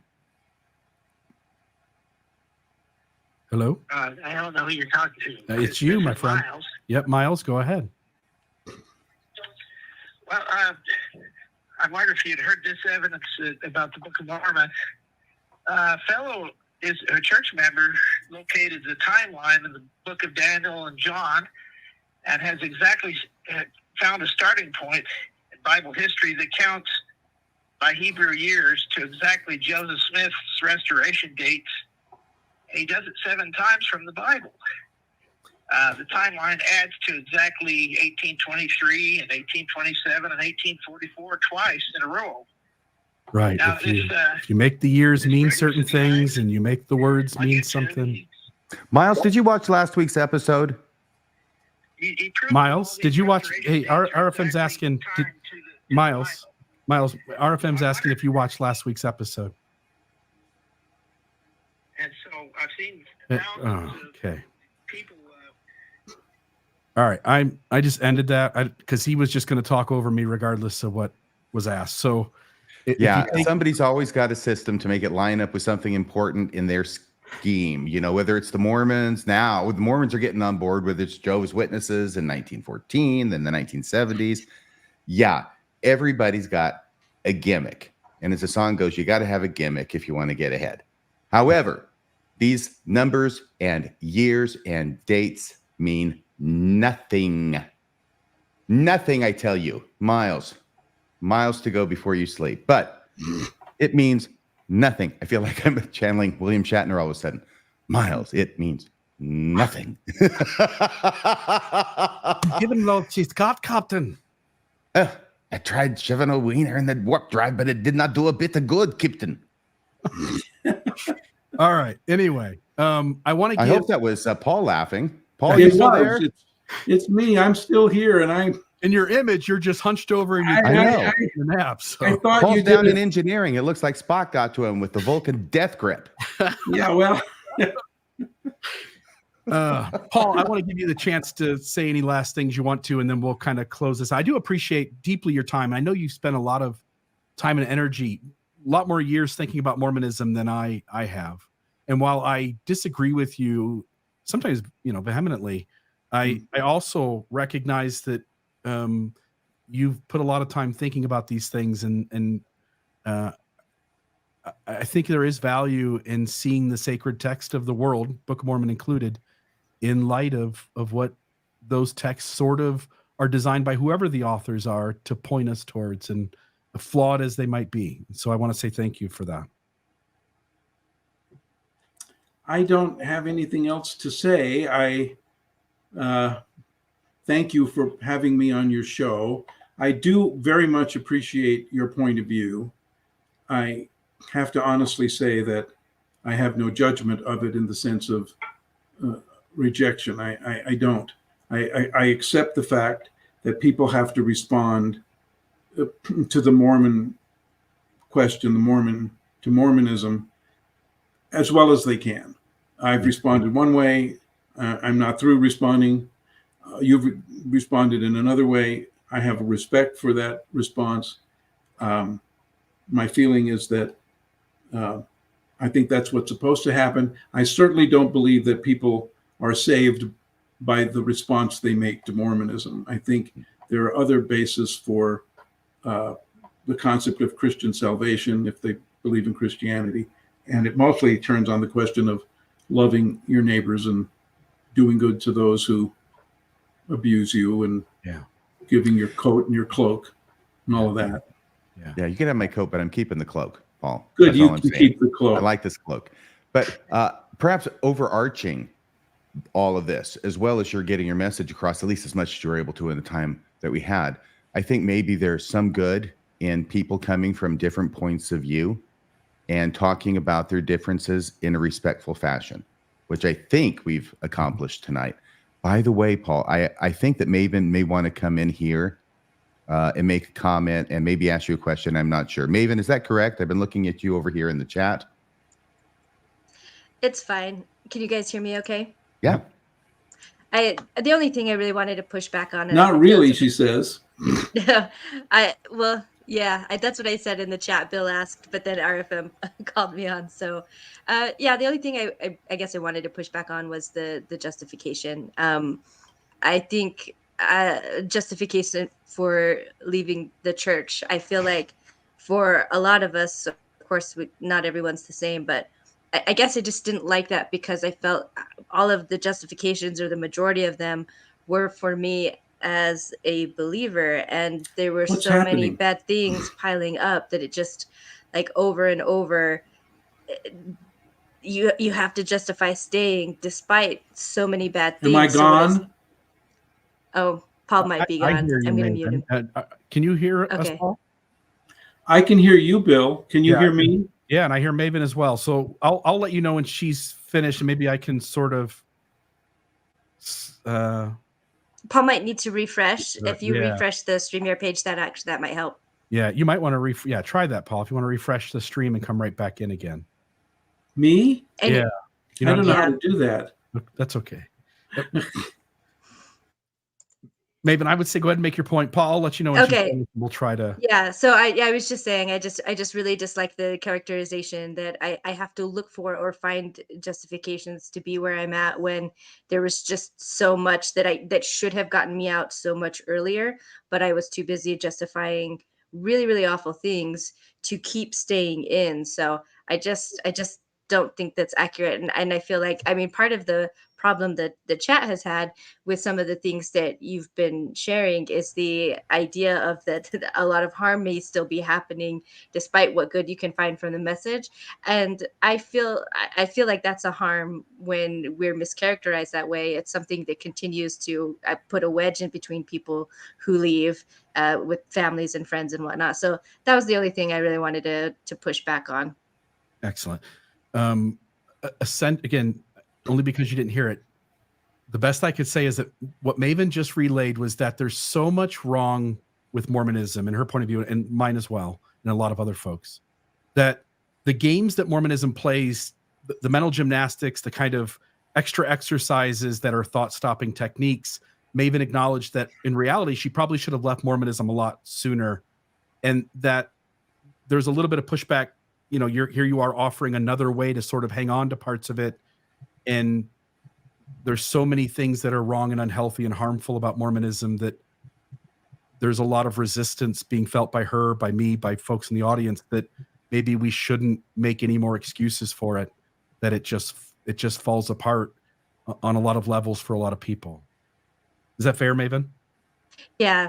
And I'm glad Paul was on, and it's definitely a unique point of view. So I don't want him to feel like I've taken it personally. I don't know. Maybe I have.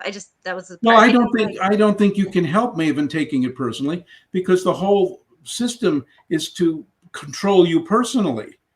And if people feel controlled personally, it's going to be personal, and you absolutely should leave. But the problem with leaving is that the church has made a big deal about how the family saves, and it becomes the biological family, and it becomes a horrible intrusion into people's lives. So your parents, your grandparents who were Mormon, Margaret's Mormon lines go all the way back to Colville Branch and the early Mormons. So when she got excommunicated and I got excommunicated, it's a very damaging thing for the entire family. We know that. And I would say, you know, that's one of the horrible aspects of it. No question. No question. But that was invented by men. There's nothing in the scripture that would suggest you're saved by the biological family. There's nothing. You have to be born. Jesus said you have to leave father and mother. You have to judge with your own judgment. That's very important in this. The leaders of the church turn that into obedience. Obey your parents, obey the leaders of the church. It's completely turned on its head. And I tell you, there are people in the church, intellectuals, I could name them. I have named them in the past. I won't name them now, but they are big intellectuals. They go around trying to get people to stay. That's not my role. Leave. I say leave if it hurts you. But they say stay, it'll work out. It doesn't work out because these guys are never going to give up their control. Boyd Packer would never give up his control. When he excommunicated me, he was the one behind my excommunication in 1993. He waited 7 years to go after my wife in 2000. It's ruthless because it's not about church purity. It's about, we're not going to allow anybody to contradict us. We're going to control every department of people's lives. It's despotic, and you're right to leave. On the other hand, when you look at the vignettes in the New Testament, the ones that young man was talking about, when he reads the New Testament, the coin, give Caesar the coin, render to God what's God's. When you read all those vignettes of Jesus, how can you not like him? I mean, I like him. Like I said before. And the Book of Mormon isn't about vignettes. It doesn't show Jesus. You just get sermons, and you get a theology, a tragic story. It's a very different book. Yeah. Thank you, Paul. I just wanted to bring up, there's a few people in the chat that have asked. I feel like you've answered the question. I think I can guess, but they want to know if you were given a chance to be rebaptized into the church, would you? Well, in a way, I don't think I was ever excommunicated, because I don't think you can excommunicate someone from the church wrongly. But, I accept the fact that I'm excommunicated. Mike Quinn, bless his heart, may he rest in peace, he used to say, the Holy Spirit of promise didn't validate my excommunication. I'm still a member. He would say that. And I don't say that. I think I'm excommunicated from the church. So is Margaret. I would never go back. It's like, it's like a Jew who escapes Nazi Germany saying, would you go back to Nazi Germany? No, I'm not. They're not going to, I don't want to go back there. It's too oppressive. Now, if the church changed, or if they invited me to talk about it and give some of these ideas, then I might do that, but they're not going to do that because it's too subversive. Yeah. Thank you for answering. Yeah. Well, thanks again, Paul. I deeply appreciate your time tonight. And I think at the very least, this conversation calls all of us to think about Mormonism maybe a little more seriously. So thank you. Thank you, guys. Thanks, Good Paul. night.